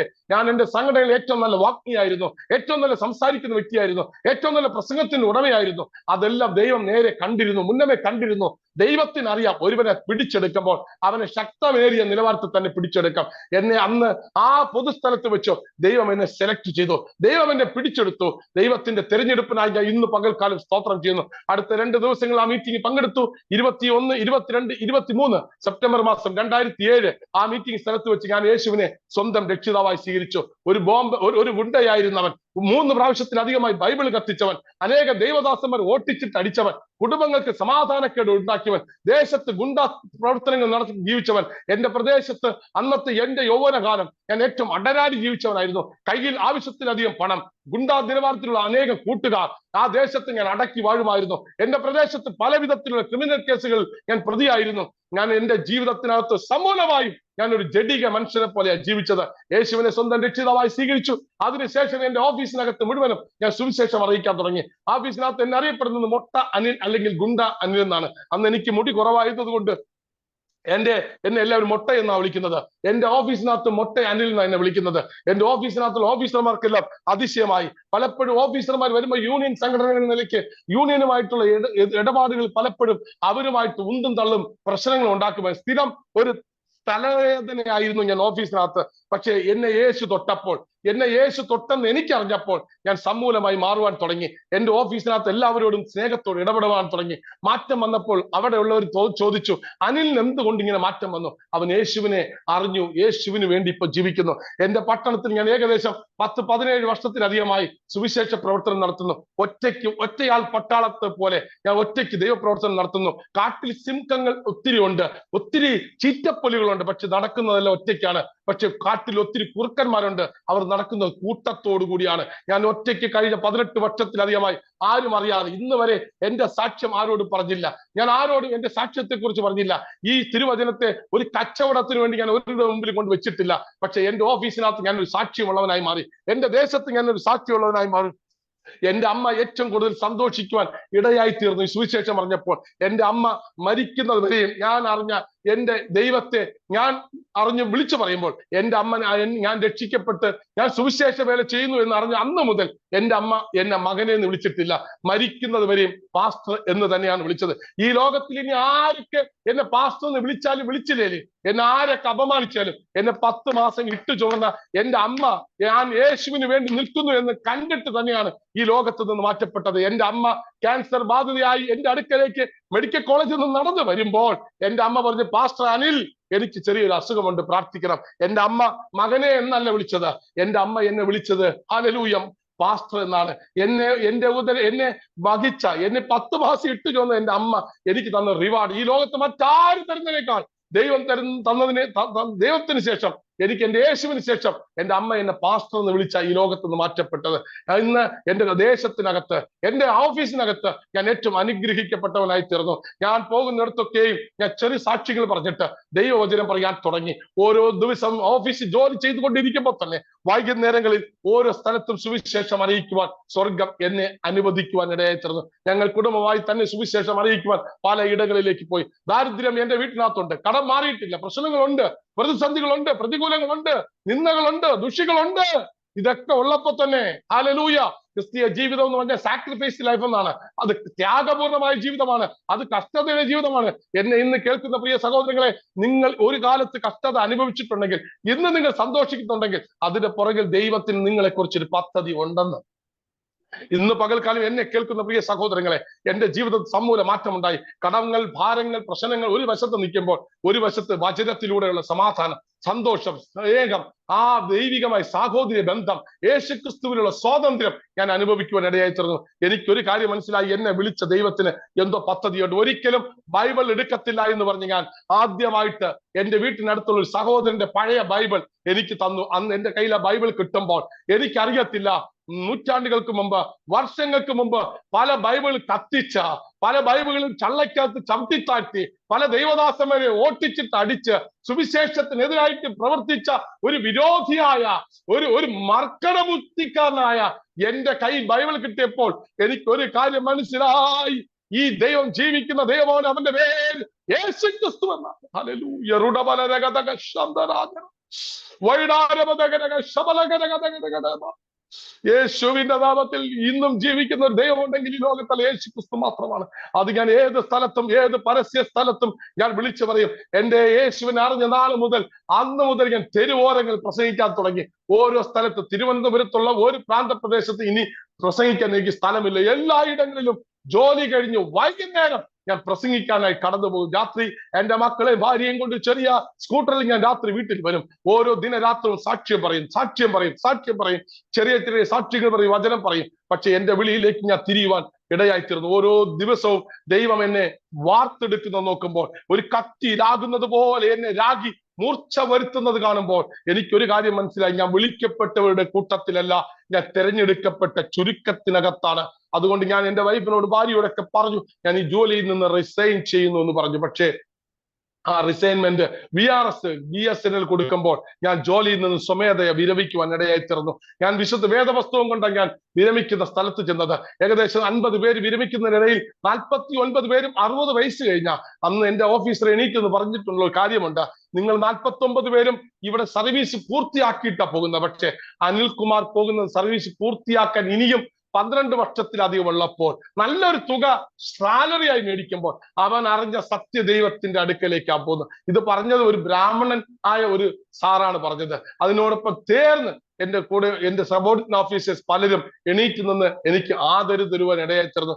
എനിക്കല്ല, എന്റെ ദൈവത്തിന്. ഹല്ലേലൂയ. ഒരു കാലത്ത് നിഷ്ഠൂരനായിരുന്നു, ഒരു കാലത്ത് ഉപദ്രവിയായിരുന്നു, ഒരു കാലത്ത് ദൂഷകനായിരുന്നു. ആ ദൈവം എന്റെ അവിശ്വാസത്തെ ചെയ്തതാകയാൽ എനിക്ക് കരുണ ലഭിച്ചു. കാണോ, ഞാൻ അജ്ഞാന കാലത്ത് ചെയ്തതാ. ഇന്ന് ഞാൻ ബൈബിൾ കത്തിച്ചത് ഒരു വലിയ കാര്യമായിട്ട് കാണുന്നില്ല. പക്ഷെ എന്റെ അജ്ഞാന കാലത്ത്, എന്റെ അവിശ്വാസ കാലത്ത് ഞാൻ ചെയ്തതിനെ ദൈവം എന്നോട് കരുണ കാണിച്ചു. ദൈവത്തിന്റെ കരുണയാണ് ഞാൻ, ദൈവത്തിന്റെ അറിവാണ് ഞാൻ, ദൈവത്തിന്റെ സമാധാനമാണ് ഞാൻ, ദൈവത്തിന്റെ സന്തോഷമാണ് ഞാൻ. നമ്മളെ വിളിച്ച ദൈവം വിശ്വസ്തനാണ്. പ്രിയ സഹോദരങ്ങളെ, ഇന്ന് പകൽക്കാലം എന്നെ കേൾക്കുന്നവരെ, ഈ സമയപരിധിക്കുള്ളിൽ നിന്നുകൊണ്ട് ചെറിയ ഒരു ടേണിംഗ് ആയിട്ട്, ഒരു സ്പാർക്കായിട്ടാണ് എന്റെ ദൂതിനെ ഞാൻ മുന്നോട്ട് കൊണ്ടുപോകുന്നത്. പക്ഷെ എന്റെ വിളിയും എന്റെ തെരഞ്ഞെടുപ്പും വ്യക്തമായിട്ട് തിരിച്ചറിഞ്ഞ് ഞാൻ യേശുവിന് വേണ്ടി നിൽക്കുവാൻ ഇടയായി തീർന്നു. ഹല്ലേലൂയ. 2 വർഷങ്ങൾക്ക് മുമ്പ്, ഏകദേശം 3 വർഷങ്ങൾക്ക് മുമ്പേ ഞാൻ ജോലി സ്വയം റിസൈൻ ചെയ്തിട്ട് തിരുവചനത്തിന് വേണ്ടി വില കൊടുത്തു നിൽക്കുമ്പോൾ, ഹല്ലേലൂയ, 1 മാസം കഴിഞ്ഞ് ഫെബ്രുവരി മാസം 2020 ഞാൻ റിസൈൻ ചെയ്ത് വീട്ടിൽ വന്ന് അടുത്ത മീറ്റിംഗിന് വേണ്ടിയുള്ള കാര്യങ്ങൾ ക്രമീകരിക്കുമ്പോൾ, മാർച്ച് മാസം 22-ാം തീയതി ഇന്ത്യ മുഴുവനും ലോക്ക്ഡൌൺ ആയി. പലരും പറഞ്ഞു നിന്റെ തെരഞ്ഞെടുപ്പ് മാറിപ്പോയി, നിന്റെ തെരഞ്ഞെടുപ്പും നിന്റെ തീരുമാനവും മാറിപ്പോയി. ഞാൻ പറഞ്ഞില്ല, എന്റെ ദൈവം എന്നെ ഒരു നാളും കൈവിടത്തില്ല. എന്റെ ദൈവം ഒരു നാളും എന്നെ ഉപേക്ഷിക്കത്തില്ല. ആരൊക്കെ എന്നെ ഉപേക്ഷിച്ചാലും, ആരൊക്കെ മറന്നാലും, ആരൊക്കെ തള്ളിക്കളഞ്ഞാലും, ആരൊക്കെ സ്നേഹിച്ചവർ മാറ്റി നിർത്തിയാലും ദൈവം എന്നെ തള്ളിക്കളയത്തില്ല. ഇന്ന് എന്റെ കൂടെ ആരുമില്ല, പക്ഷെ ദൈവമുണ്ട് എന്റെ കൂടെ. എന്റെ കൂടെ നിന്നവരെല്ലാം എന്നെ വിട്ടുപോയി, എല്ലാവരും എന്നെ ഉപേക്ഷിച്ചു. പക്ഷെ 54:7 യെശയ്യാ പ്രവാചകന്റെ പുസ്തകത്തിൽ പറയുന്നു, ഞാൻ നിന്നെ അല്പനേരത്തേക്ക് കൈവിട്ടു, പക്ഷെ ആ കരുണയോട് ഞാൻ നിന്നെ ചേർത്തുകൊള്ളും. ഹല്ലേലൂയ. ഇന്ന് എന്നെ കേൾക്കുന്ന പ്രിയ സഹോദരങ്ങളെ, നിങ്ങൾ എല്ലാവരും കൈവിടും, നിങ്ങൾ എല്ലാവരും ഉപേക്ഷിക്കും, നിങ്ങൾ എല്ലാവരും മാറ്റി നിർത്തും, നിങ്ങൾ എല്ലാവരും കണ്ടില്ല എന്ന് നടിച്ചു പോകും. പക്ഷെ എന്റെ യേശു അത് ഒരിക്കലും ചെയ്യത്തില്ല. എന്റെ യേശു നിങ്ങളെ കാണാതെ പോകത്തില്ല. ഞാൻ എപ്പോഴും പാടുന്ന ഒരു പാട്ടിന്റെ വരി പാടിയിട്ട് അടുത്ത 10 മിനിറ്റ് ഞാൻ 5 മിനിറ്റ് 1-2 കാര്യങ്ങൾ കൂടി പറഞ്ഞിട്ട് ഞാൻ ദൈവത്തിൽ ശരണപ്പെടുവാൻ ആഗ്രഹിക്കുന്നു. ഞാൻ ഏറ്റവും കൂടുതൽ ഇഷ്ടപ്പെടുന്ന ഒരു പാട്ടാണ്. ഞാൻ ഏറ്റവും കൂടുതൽ ആക്രമിക്കുകയും ഏറ്റവും കൂടുതൽ സുവിശേഷത്തിനെതിരായിട്ട് ഓട്ടിക്കുകയും അടിക്കുകയും ചെയ്തത് എന്റെ ദേശത്തുള്ള TPM വിശ്വാസികളാണ്. അവർ ഫുൾ കൈ ഷർട്ടും ഇട്ട് ഒക്കെ വരുന്ന പെണ്ണുങ്ങൾ, ലേഡീസ് ഒക്കെ ഫുൾ കൈ ഒക്കെ ഇട്ട് വരുന്ന കാണുമ്പോൾ എനിക്ക് വല്ലാത്ത അരോചകത്വമുണ്ട്. പക്ഷേ ഇന്ന് അവരുടെ ആ ഡ്രസ്സ് കാണുമ്പോൾ ഒരു അഭിമാനം തോന്നും. കാരണം അവരുടെ ആ വിശുദ്ധിയും ആ വേർപാടും അവരുടെ ആ ഒഴുക്കും, അവരുടെ ആ ശരീരത്തിന്റെ ആ വെള്ള വസ്ത്രം ധരിക്കുമ്പോൾ കിട്ടുന്ന ഒരു നല്ല ഭംഗിയൊക്കെ കാണുമ്പോൾ ഭയങ്കര സന്തോഷം തോന്നും. പക്ഷെ ആ TPM-നകത്തുള്ള ഒരു പാട്ട് എന്നെ വല്ലാതെ സ്പർശിച്ചിട്ടുണ്ട്. ഇന്ന് എനിക്ക് ദൈവത്തിന്റെ കൃപയാൽ അനേകം മെന്റേഴ്സ് ഉള്ളതിൽ ഒരു മെന്റേഴ്സ് TPM-ന്റെ ഒരു സെൻട്രൽ പാസ്റ്ററാണ്. അനേകം മെന്റേഴ്സിന്റെ അകത്തുള്ളപ്പോൾ ഞാൻ അത്ര വലിയ പോപ്പുലർ ഒന്നുമല്ല, ഞാൻ അത്ര വലിയ സുവിശേഷകനൊന്നുമല്ല. പക്ഷെ ഞാൻ ദൈവത്തിന് ശരണപ്പെട്ട് കഴിഞ്ഞ 1-2 ആഴ്ചകൾക്ക് മുമ്പ് യാദൃച്ഛവശാൽ ഞാൻ PC ചെറിയാൻ പാസ്റ്ററിന്റെ ചർച്ചിലേക്ക് പോകുവാൻ ഇടയായി. റാന്നിയിലെ PC ചെറിയാൻ പാസ്റ്ററിന്റെ ചർച്ചിൽ ഞാൻ പോയി. ആ ലഭിച്ച 20 മിനിറ്റിൽ ഏകദേശം 10-15 മിനിറ്റ് ഞാൻ എന്റെ സാക്ഷ്യത്തെ ചെറുതായിട്ടും തൊടുത്തി വിട്ടു. ആ പാസ്റ്റർ പറഞ്ഞു, അൽ പാസ്റ്റർ നിങ്ങളുടെ സാക്ഷ്യം കൂടി കയറ്റി വേണം പോകാൻ എന്ന് പറഞ്ഞു. അങ്ങനെ ആ സാക്ഷ്യം കയറ്റി വിട്ടു. അവിടെ ഷൂട്ട് ചെയ്ത ആള് അതിനെ എടുത്ത് എന്ത് ചെയ്തു, എഡിറ്റ് ചെയ്തിട്ട് കട്ട് ചെയ്ത് പേസ്റ്റ് ചെയ്തു, അതിനെ റിലീസ് ചെയ്തു. ഞാൻ അറിഞ്ഞില്ല, 3 ദിവസം കഴിഞ്ഞ ഞാൻ അറിയുന്നത്. അപ്പോഴത്തേക്കും ഏകദേശം 1000-കണക്കിന് പേർ കണ്ടു. ഇന്നത് ലക്ഷക്കണക്കിന്, ഏകദേശം 1.25 ലക്ഷത്തിലധികം പേർ ഈ 5 ദിവസത്തിനകത്ത് വെച്ച് കാണുവാൻ ഇടയായി തീർന്നു. 10 ദിവസത്തിനകത്ത് വെച്ച് ഏകദേശം 1,80,000-ലധികം പേർ ആ സാക്ഷി കാണുവാൻ ഇടയായി തീർന്നു. നിങ്ങൾക്കറിയാമോ, ബൈബിൾ കത്തിച്ച ഗുണ്ട എന്ന ഒരു ടൈറ്റിൽ ഇട്ടുകൊണ്ട് അദ്ദേഹം അത് റിലീസ് ചെയ്യുമ്പോൾ 1,80,000-ലധികം പേർ ഈ സാക്ഷ്യം കേട്ടതിൽ ഏകദേശം 90% പേരും ജാതികളും അക്രൈസ്തവരുമാണ്. ആരും എന്നെ വിളിച്ച് ചീത്ത വിളിച്ചില്ല. പലരും എനിക്കായിട്ട് ഒരു നെഗറ്റീവ് കമന്റ്സ് ഇട്ടില്ല. ഒരു കാര്യം എനിക്ക് ഉറപ്പുണ്ട്, നിങ്ങൾക്കൊരു സാക്ഷ്യമുണ്ടെങ്കിൽ ആ സാക്ഷ്യം നിങ്ങൾക്ക് കാണുവാൻ സാധിക്കും. ആ സാക്ഷ്യമുള്ളവനായിരിക്കണം. തിമോത്തിയോസിന്റെ ലേഖനത്തിൽ വളരെ വ്യക്തമായിട്ട് പറയുന്നു, ഒരു സാക്ഷ്യം ഉള്ളവനായി തന്നെ നിങ്ങൾ ജീവിക്കണം. എന്തൊക്കെ പ്രതിസന്ധികൾ വന്നാലും കുഴപ്പമില്ല, പ്രശ്നങ്ങൾ വന്നാലും കുഴപ്പമില്ല, എല്ലാം തികഞ്ഞവർ ഈ ലോകത്തില്ല. ഒരു നീതിമാന്മാർ പോലും ഈ ലോകത്തില്ല. എല്ലാവരും ഒരുപോലെ തിന്മകൾ ചെയ്ത് അനീതി ചെയ്ത് കൊള്ളരുതാത്തവരായി തീർന്നിരിക്കുന്നു. ആരും മാന്യന്മാരാരുമില്ല, ആരും മാന്യതകൾ ആരുമില്ല. പക്ഷെ ഇന്ന് പകൽക്കാലം ഞാൻ പറയാം, ആ ഉപദ്രവിച്ച അവരുടെ ഒരു പാട്ട് ഞാൻ 2 വരി പാടിയിട്ട് അതിനുശേഷം ഞാൻ അടുത്തത് ഞാൻ മുടിപ്പിക്കാൻ ആഗ്രഹിക്കുന്നു. സ്തോത്രം. എന്റെ പ്രിയ സഹോദരങ്ങൾ, നിങ്ങൾ ആയിരിക്കുന്ന ഇടത്ത് വലിയ ദൈവിക അനുഗ്രഹത്തോടു കൂടെ തന്നെ ആയിരിക്കട്ടെ. അവിടെ ഞാൻ പ്രസംഗിച്ച ആ വാക്യം, അല്ലെങ്കിൽ അവിടെ പറഞ്ഞ ആ ഒരു ദൂത് അതെടുത്തിട്ടപ്പോൾ അത് പബ്ലിഷായി. ഇന്ന് നിങ്ങളുടെ മുമ്പിൽ ഞാൻ വന്നിരിക്കാനുള്ള ഏക കാരണം അത് തന്നെയാണ്. 18 വർഷമായിട്ട് സാക്ഷ്യം പറയാതെ ഇരുന്ന് ഞാൻ ഒരു ചെറിയ സാക്ഷ്യം പറഞ്ഞപ്പോൾ ആ സാക്ഷ്യത്തിന്റെ പൂർണ്ണ രൂപത്തിലേക്ക് അനേകം പേർ വിളിച്ചുവെങ്കിലും 1-2 പേർക്ക് മാത്രമാണ് ഞാൻ എന്റെ പൂർണ്ണ രൂപം കൊടുത്തത്. പക്ഷേ ഇന്ന് ഈ സൂമിനകത്താണ് ഞാൻ കുറച്ചുകൂടി ഡീപ്പസ്റ്റ് ആയിട്ട് അത് പറഞ്ഞത്. കാരണം പൊതുസ്ഥലത്ത് നമുക്ക് വിവേകത്തോടും പരിജ്ഞാനത്തോടും കൂടെ മാത്രമേ സംസാരിക്കാൻ പറ്റത്തുള്ളൂ. വിമർശിക്കുന്നവർക്ക് എന്നും വിമർശിക്കാം, കുറ്റം പറയുന്നവർക്ക് എന്നും കുറ്റം പറയാം. പക്ഷേ ചേർത്ത് പിടിക്കുന്നവർക്ക് എന്നും അവർ ചേർത്ത് തന്നെ പിടിക്കും. അവരെന്ത് പ്രതിസന്ധി വന്നാലും അവർ ചേർത്ത് പിടിക്കും. മുടിയനായ പുത്രനെ വേണമെങ്കിൽ എല്ലാവർക്കും ഉപേക്ഷിക്കാമായിരുന്നു. പക്ഷേ അപ്പൻ പറഞ്ഞു, ഞാൻ അവനെ ചേർത്ത് പിടിക്കും, എന്റെ നിലയങ്കി അവന് കൊടുക്കും, പൊന്മോതിരം അവന് കൊടുക്കും. വിചാരിണിയായ സ്ത്രീയെ കൊണ്ട് കല്ലെറിയാൻ നിർത്തിയപ്പോൾ യേശു ചോദിച്ചു, നിങ്ങളിൽ പാപമില്ലാത്തവർ ഇവളെ കല്ലെറിയട്ടെ. എറിയാൻ വന്നവരെല്ലാം കല്ലിട്ടിട്ട് പോകുമ്പോൾ അവളോട് ചോദിച്ച ചോദ്യമുണ്ട്, അവരാരും നിന്നെ വിധിച്ചില്ല, ഞാനും വിധിക്കുന്നില്ല, മേലാൽ പാപം ചെയ്യരുത്. ഇന്ന് പകൽക്കാലം യേശുവിന്റെ നാമത്തിൽ എന്നെ കേൾക്കുന്ന പ്രിയ സഹോദരങ്ങളെ, ആ വായിച്ച കുറിവാക്യം എന്റെ ജീവിതത്തിൽ ഏറ്റവും വലിയ അനുഗ്രഹമായി ഞാൻ കൊണ്ടു നടക്കാറുണ്ട്. ആ കുറിവാക്യം എന്റെ ജീവിതത്തിൽ വലിയ അനുഗ്രഹം തരുന്നുണ്ട്. എനിക്ക് ശക്തി നൽകിയ ക്രിസ്തുയേശു എന്ന നമ്മുടെ കർത്താവ് എന്നെ വിശ്വസ്തൻ എന്ന് എണ്ണി ശുശ്രൂഷയ്ക്ക് ആക്കിയത് കൊണ്ട് ഞാൻ അവനെ എന്നും സ്തുതിക്കുന്നു. എനിക്ക് സ്തുതിക്കാനും, എനിക്ക് മഹത്വപ്പെടുത്തുവാനും, എനിക്ക് ആരാധിക്കുവാനും, എനിക്ക് പാട്ടുപാടുവാനും എല്ലാത്തിനും ഒരു കാരണമുണ്ട്. അത് എന്റെ യേശു കർത്താവിന്റെ ഈ വാക്യമാണ്. എനിക്ക് ശക്തി നൽകിയ ക്രിസ്തുയേശു എന്ന നമ്മുടെ കർത്താവ് എന്നെ വിശ്വസ്തൻ എന്ന് എണ്ണി ശുശ്രൂഷയ്ക്ക് ആക്കിയത് കൊണ്ട് ഞാൻ അവനെ സ്തുതിക്കുന്നു. മുമ്പേ ഞാൻ ദൂഷകനും ഉപദ്രവിയും നിഷ്ഠൂരനും ആയിരുന്നു. മുമ്പേ ഞാൻ ദൂഷകനായിരുന്നു, ഞാൻ നിഷ്ഠൂരനായിരുന്നു, ഞാൻ ഉപദ്രവിയായിരുന്നു. പക്ഷെ എന്റെ ജീവിതത്തിന്റെ ആ അറിവില്ലായ്മയിൽ ഞാൻ ചെയ്തു കൂട്ടിയ ഒത്തിരി കാര്യങ്ങൾ എന്റെ ജീവിതത്തിലെ അനുഗ്രഹമായി മാറുവാൻ ഇടയായി തീർന്നു. എന്റെ പ്രിയ സഹോദരങ്ങളെ, നിങ്ങളുടെ ജീവിതത്തിലും ഇതുപോലത്തെ ഒരു സാക്ഷ്യം കാണും, ഇതുപോലത്തെ ഒരു അനുഭവം കാണും, ഇതുപോലത്തെ ഒരു റിയാലിറ്റി കാണും. എന്നാൽ ഒരു കാര്യം മറന്നു പോരുത്, നിങ്ങളുടെ സാക്ഷ്യം മറ്റൊരു സാക്ഷ്യം ഉളവാക്കട്ടെ, ഒരു സാക്ഷ്യം മറ്റൊരു സാക്ഷ്യം ഉണ്ടാക്കിയെടുക്കട്ടെ. ആ ദൈവത്തിന്റെ മുമ്പിൽ എനിക്ക് വിശ്വസ്തയോടെ നിൽക്കാൻ കഴിയുന്നുണ്ട്. പലരും എന്നെ തള്ളിക്കളഞ്ഞു, പലരും എന്നെ ഉപേക്ഷിച്ചു, ഞാൻ ആരോട് കുറ്റം പറഞ്ഞില്ല. ഞാൻ ദൈവത്തോട് മാത്രം പറഞ്ഞു. എന്റെ പ്രാർത്ഥനാ മുറിയിൽ ഞാൻ മുട്ടുമടക്കി, എന്റെ കൈകളെ ഞാൻ സ്വർഗത്തിലേക്ക് ഉയർത്തി, എന്റെ ഇരു കൈകളെ ഞാൻ സ്വർഗത്തിലേക്ക് ഉയർത്തിയിട്ട് പറഞ്ഞു, അബ്ബാ പിതാവേ, ദാസ്യത്തിന്റെ ആത്മാവിനെ അല്ല നീ എന്റെ അകത്ത് പകർന്നിരിക്കുന്നത്, പുത്രത്വത്തിന്റെ ആത്മാവിനെയാണ് നീ പകർന്നിരിക്കുന്നത്, അവകാശത്തിന്റെ ആത്മാവിനെയാണ് നീ പകർന്നിരിക്കുന്നത്, സ്നേഹത്തിന്റെ ആത്മാവിനെയാണ് നീ പകർന്നിരിക്കുന്നത്, സന്തോഷത്തിന്റെയും സമാധാനത്തിന്റെയും ആത്മാവിനെയാണ് നീ പകർന്നിരിക്കുന്നത്. ആ ദൈവിക സ്നേഹം എന്റെ അകത്തേക്ക് വന്നപ്പോൾ തന്റെ ഏകജാതനായ പുത്രനിൽ വിശ്വസിക്കുന്ന ഏവനും നശിച്ചു പോകാതെ നിത്യജീവൻ പ്രാപിക്കുന്ന ദൈവം അവനെ നൽകുവാൻ തക്കവണ്ണം ലോകത്തെ സ്നേഹിച്ചു. ആ സ്നേഹം എന്റെ ജീവിതത്തിൽ വന്നു, എന്റെ വ്യക്തിപരമായ ജീവിതത്തിൽ വന്നു. എന്റെ സുവിശേഷ മേഖലകളിൽ ഞാൻ പോകുന്നിടത്തൊക്കെയും ആ ദൈവസ്നേഹം കാണുവാൻ കഴിഞ്ഞു. ഒത്തിരി മെസ്സേജുകൾ ഞാൻ പറയുന്നില്ല, ഒത്തിരി ഇടങ്ങളിൽ ഞാൻ പോകുന്നില്ല, പക്ഷേ ഞാൻ പോകുന്ന ഇടങ്ങളിൽ ദൈവം എനിക്കായി ചില ചലനങ്ങൾ ഉണ്ടാക്കുന്നുണ്ട്. ഞാൻ ആരുടെയും മുമ്പിൽ ഞാൻ ഒന്നും പറയാതെ മാറി നിന്നുകൊണ്ട് സുവിശേഷം അറിയിക്കുന്നു. ആ സാക്ഷ്യം എന്റെ ജീവിതത്തെ മാറ്റി ദൈവത്തിന് വേണ്ടി നിൽക്കുവാൻ ഇന്നും കൃപയാൽ കഴിയുന്നുണ്ട്. എന്റെ പ്രിയ സഹോദരങ്ങളെ, ആ സാക്ഷ്യമാണ് ഇന്ന് അനേകം എത്തുവാൻ ഇടയായി തീർന്നു, നിങ്ങളുടെ മുമ്പിലേക്ക് എത്തിച്ചത്. ഇന്ന് പകൽക്കാലം എന്നെ കേൾക്കുന്ന പ്രിയ സഹോദരങ്ങളെ, ആ പാപികളിൽ ഒന്നാമൻ ഞാനാകുന്നു, ആ പാപികളിൽ ഒന്നാമൻ ഞാനാകുന്നു. I surrender you by Jesus Christ. ഞാൻ യേശുവിന്റെ മുമ്പിൽ സറണ്ടർ ആകുകയാണ്, പരിശുദ്ധാത്മാവിൽ സറണ്ടർ ആകുകയാണ്, ദൈവത്തിന്റെ മുമ്പിൽ സറണ്ടർ ആകുകയാണ്. കാരണം ദൈവത്തിന്റെ മുമ്പിൽ ഞാൻ വിശ്വസ്തനായി വേല ചെയ്യുവാൻ വിളിക്കപ്പെട്ടവരാണ്. അതുകൊണ്ട് ആ വചനം ഇങ്ങനെ പറയുന്നു, 2 3 നാമത്തിൽ എവിടെ കൂടി വരുന്നുവോ അവരുടെ നടുവിൽ ഞാനുണ്ട്. ഈ 2 3 പേരെന്ന് പറയുന്ന ആരൊക്കെയെന്നറിയാമോ? ഒന്ന് ഭക്തന്മാര്, ഒന്ന് വിശ്വസ്തയോട് നിൽക്കുന്നവർ. 2 3 നാമത്തിൽ എവിടെ കൂടി വരുന്നോ എന്ന് പറയുന്ന 1 വിശ്വാസി, 2 വിശുദ്ധൻ, 3 വിശ്വസ്തത. ആ 3 കാര്യങ്ങളും നമ്മളുള്ളവര് അടുക്കല ദൈവത്തിന്റെ സാന്നിധ്യം ഇറങ്ങുന്നത്. വിശുദ്ധനായിരിക്കണം, വിശ്വാസിയായിരിക്കണം. ആ വിശുദ്ധിയിലും വേർപാടിലും ജീവിക്കുന്ന ദൈവമക്കൾ എവിടെ കൂടി വരുന്നോ നടുവിൽ യേശുവുണ്ട്.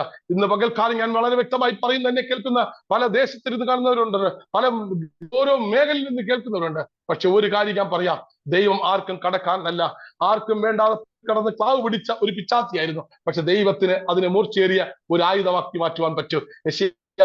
ഹല്ലേലൂയ വളരെ വ്യക്തമായി പറയുന്നത്, നിന്നെ ഞാൻ പല്ലേറിയതും മൂർച്ചേറിയും ആയ ഒരു മെതിവണ്ടിയാക്കി തീർക്കും. എനിക്ക് അനേകം ദേശങ്ങളിൽ പോകുവാൻ ഇടയായി തീർന്നു. 2020 ഞാൻ കൊറോണ ബാധിച്ചു, വീട്ടിൽ കിടന്നു, മല്ലിട്ടു, എന്നെ ആരും നോക്കാനില്ലായിരുന്നു, എല്ലാവരും എന്നെ ഉപേക്ഷിച്ചു, എല്ലാവരും എന്നെ തകർത്തു, മാറ്റി നിർത്തി. പക്ഷെ അതിന്റെ നടുവിൽ ദൈവം എന്നെ കാത്തു പരിപാലിച്ചു. ഇന്നയോളം നിർത്തിയിരിക്കുന്നതിനായി 9 സംസ്ഥാനത്തിനകത്തും ഏകദേശം 6500 ഗ്രാമങ്ങൾ, 3500 പട്ടണങ്ങൾ, 2500 ചെറുപട്ടണങ്ങൾ, ഇവിടെ എല്ലാം ദൈവത്തിന് വേണ്ടി നിലനിൽക്കുവാൻ സ്വർഗം ഇടവരുത്തി. ഇന്ന് പകൽക്കാലം യേശുവിന്റെ നാമത്തിൽ ഏകദേശം 15 രാജ്യത്തിനകത്ത് ആമേൻ സ്വന്തം ചെലവിൽ ആരുടെയും കയ്യിൽ നിന്നും 1 രൂപ പോലും വാങ്ങിക്കാതെ ലോൺ എടുത്തുകൊണ്ട് പല രാജ്യങ്ങൾ കഴിഞ്ഞ മാസം ഇതേ സമയം യൂറോപ്യൻ യൂണിയന്റെ 10 രാജ്യങ്ങൾ, France, Belgium, Luxembourg, Slovenia, Austria, Sweden, Vatican, Italy, അങ്ങനത്തെ പല സ്ഥലങ്ങളിൽ പോയി നടന്ന് പ്രാർത്ഥിക്കുവാൻ, യേശുവിന് വേണ്ടി നിലകൊള്ളുവാൻ സ്വർഗം ഇടവരുത്തി. ആർക്കും വേണ്ടാതെ കിടന്ന ദൈവദാസന്മാർ ഓട്ടിച്ചിട്ട് അടിച്ചു കിടന്ന എന്നെ ദൈവം ഏകദേശം 15 രാജ്യത്തിലധികവും എന്റെ രാജ്യത്തിന്റെ 29 സംസ്ഥാനത്തിനകത്തുള്ള എല്ലാ ഗ്രാമങ്ങൾ സന്ദർശിപ്പിക്കാൻ സ്വർഗത്തിന് ഇഷ്ടം തോന്നി. ഇന്ന് പകൽക്കാലം എന്നെ കേൾക്കുന്ന പ്രിയ സഹോദരങ്ങളെ, മറ്റുള്ളവരിലേക്ക് കുറ്റം പറയാതെ, മറ്റുള്ളവരിലേക്ക് വിരലുകൾ ചൂണ്ടാതെ, നമ്മുടെ പ്രാർത്ഥനകൾ എപ്പോഴും ദൈവരാജ്യത്തിന്റെ മഹത്വത്തിന് കെട്ടുപണിക്കും ആയി തീരേണ്ടതിനായി പ്രാർത്ഥിക്കുന്നു. ഹല്ലേലൂയ. മോശയ്ക്കെതിരായിട്ട് മിര്യാമും അഹരോനും സംസാരിച്ചു, അതുപരിയായി ദൈവത്തിനെതിരായിട്ടും മിര്യാമും അഹരോനും സംസാരിച്ചു. ഇത് രണ്ടും യഹോവ കേട്ടു. ദൈവദാസന്മാർക്കെതിരായി നാം സംസാരിക്കരുത്, ദൈവ ശബ്ദത്തിനെതിരായി സംസാരിക്കരുത്. കഴിയുമെങ്കിൽ ആർക്കെങ്കിലും ഒരാൾ നന്മ ചെയ്തുകൊണ്ട് ക്രിസ്തുവിന്റെ ആ നല്ല സാക്ഷികളായി തീരുവാൻ നിങ്ങൾ ഏവരെയും ആഹ്വാനം ചെയ്തുകൊണ്ട്, എനിക്ക് ദൈവം തന്നിരിക്കുന്ന ചുരുങ്ങിയ സമയത്തിനുള്ളിൽ നിങ്ങളുടെ മുമ്പിൽ സാക്ഷ്യം പറഞ്ഞ് നിർത്തുവാൻ, കൃത്യസമയത്ത് നിർത്തുവാൻ ദൈവം ഒരുക്കിയതിനെ ഓർത്ത് സ്തോത്രം. എന്നെ ക്ഷണിച്ച എന്റെ പ്രിയ സഹോദരി, എന്റെ പ്രിയ സഹോദരൻ ജോസഫ് പാസ്റ്റർ, എല്ലാവരെയും ഓർത്ത് പ്രാർത്ഥിക്കുന്നു. ഇതിനകത്ത് ജോയിൻ ചെയ്തവരും ഇതിൽ നിന്ന് പുറത്തുപോയ എല്ലാവരെയും യേശുവിന്റെ നാമത്തിൽ അനുഗ്രഹിക്കുന്നു. ഒരു നിമിഷം തലങ്ങളെ വണങ്ങാം. പരിശുദ്ധ പിതാവേ, സ്വർഗീയ നല്ല കർത്താവേ, ഈ നല്ല സാക്ഷ്യത്തിനായും ദൈവിക വചനത്തിനായി സ്തോത്രം ചെയ്യുന്നു. നീ എനിക്ക് ശക്തി നൽകിയതിനായി സ്തോത്രം, നീ എനിക്ക് ബലം നൽകിയതിനായി സ്തോത്രം. ഇത് കേൾക്കാനുള്ള ക്ഷമയും സമാധാനവും എന്റെ സഹോദരങ്ങൾ കൊടുത്തതിനായി സ്തോത്രം. ഈ പ്രയർ ടീമിനെയും ഈ പ്രയർ ഗ്രൂപ്പിനെയും ഇതിനകത്ത് സംയോജിപ്പിച്ച് നിൽക്കുന്ന എല്ലാവരെയും അനുഗ്രഹിച്ചു പ്രാർത്ഥിക്കുന്നു. അവരുടെ ശുശ്രൂഷകൾ ഏറ്റവും അനുഗ്രഹിക്കപ്പെട്ട നിലവാരത്തിൽ പോകേണ്ടതിനായി പ്രാർത്ഥിക്കുന്നു. ദൈവകൃപയും ദൈവ സമാധാനവും കൊണ്ട് നിറയ്ക്കണം. ദൈവത്തിന്റെ സാന്നിധ്യത്തിൽ നിറച്ച് പ്രാർത്ഥിക്കുന്നു. ഓരോരുത്തരെയും ക്രിസ്തു യേശുവിൽ നിറച്ച് അനുഗ്രഹിച്ച് പ്രാർത്ഥിക്കുന്നു. യേശുവിൻ നാമത്തിൽ തന്നെ. Amen, amen, amen. Hallelujah. Thank you. Praise the lord. Thank you pastor. Thank you. ദൈവം ധാരാളം അനുഗ്രഹിക്കട്ടെ. കർത്താവിന്റെ ദാസനിലൂടെ അനുഗ്രഹിക്കപ്പെട്ട ഒരു സാക്ഷ്യം കേൾക്കുവാൻ തക്കണം ദൈവത്തിന്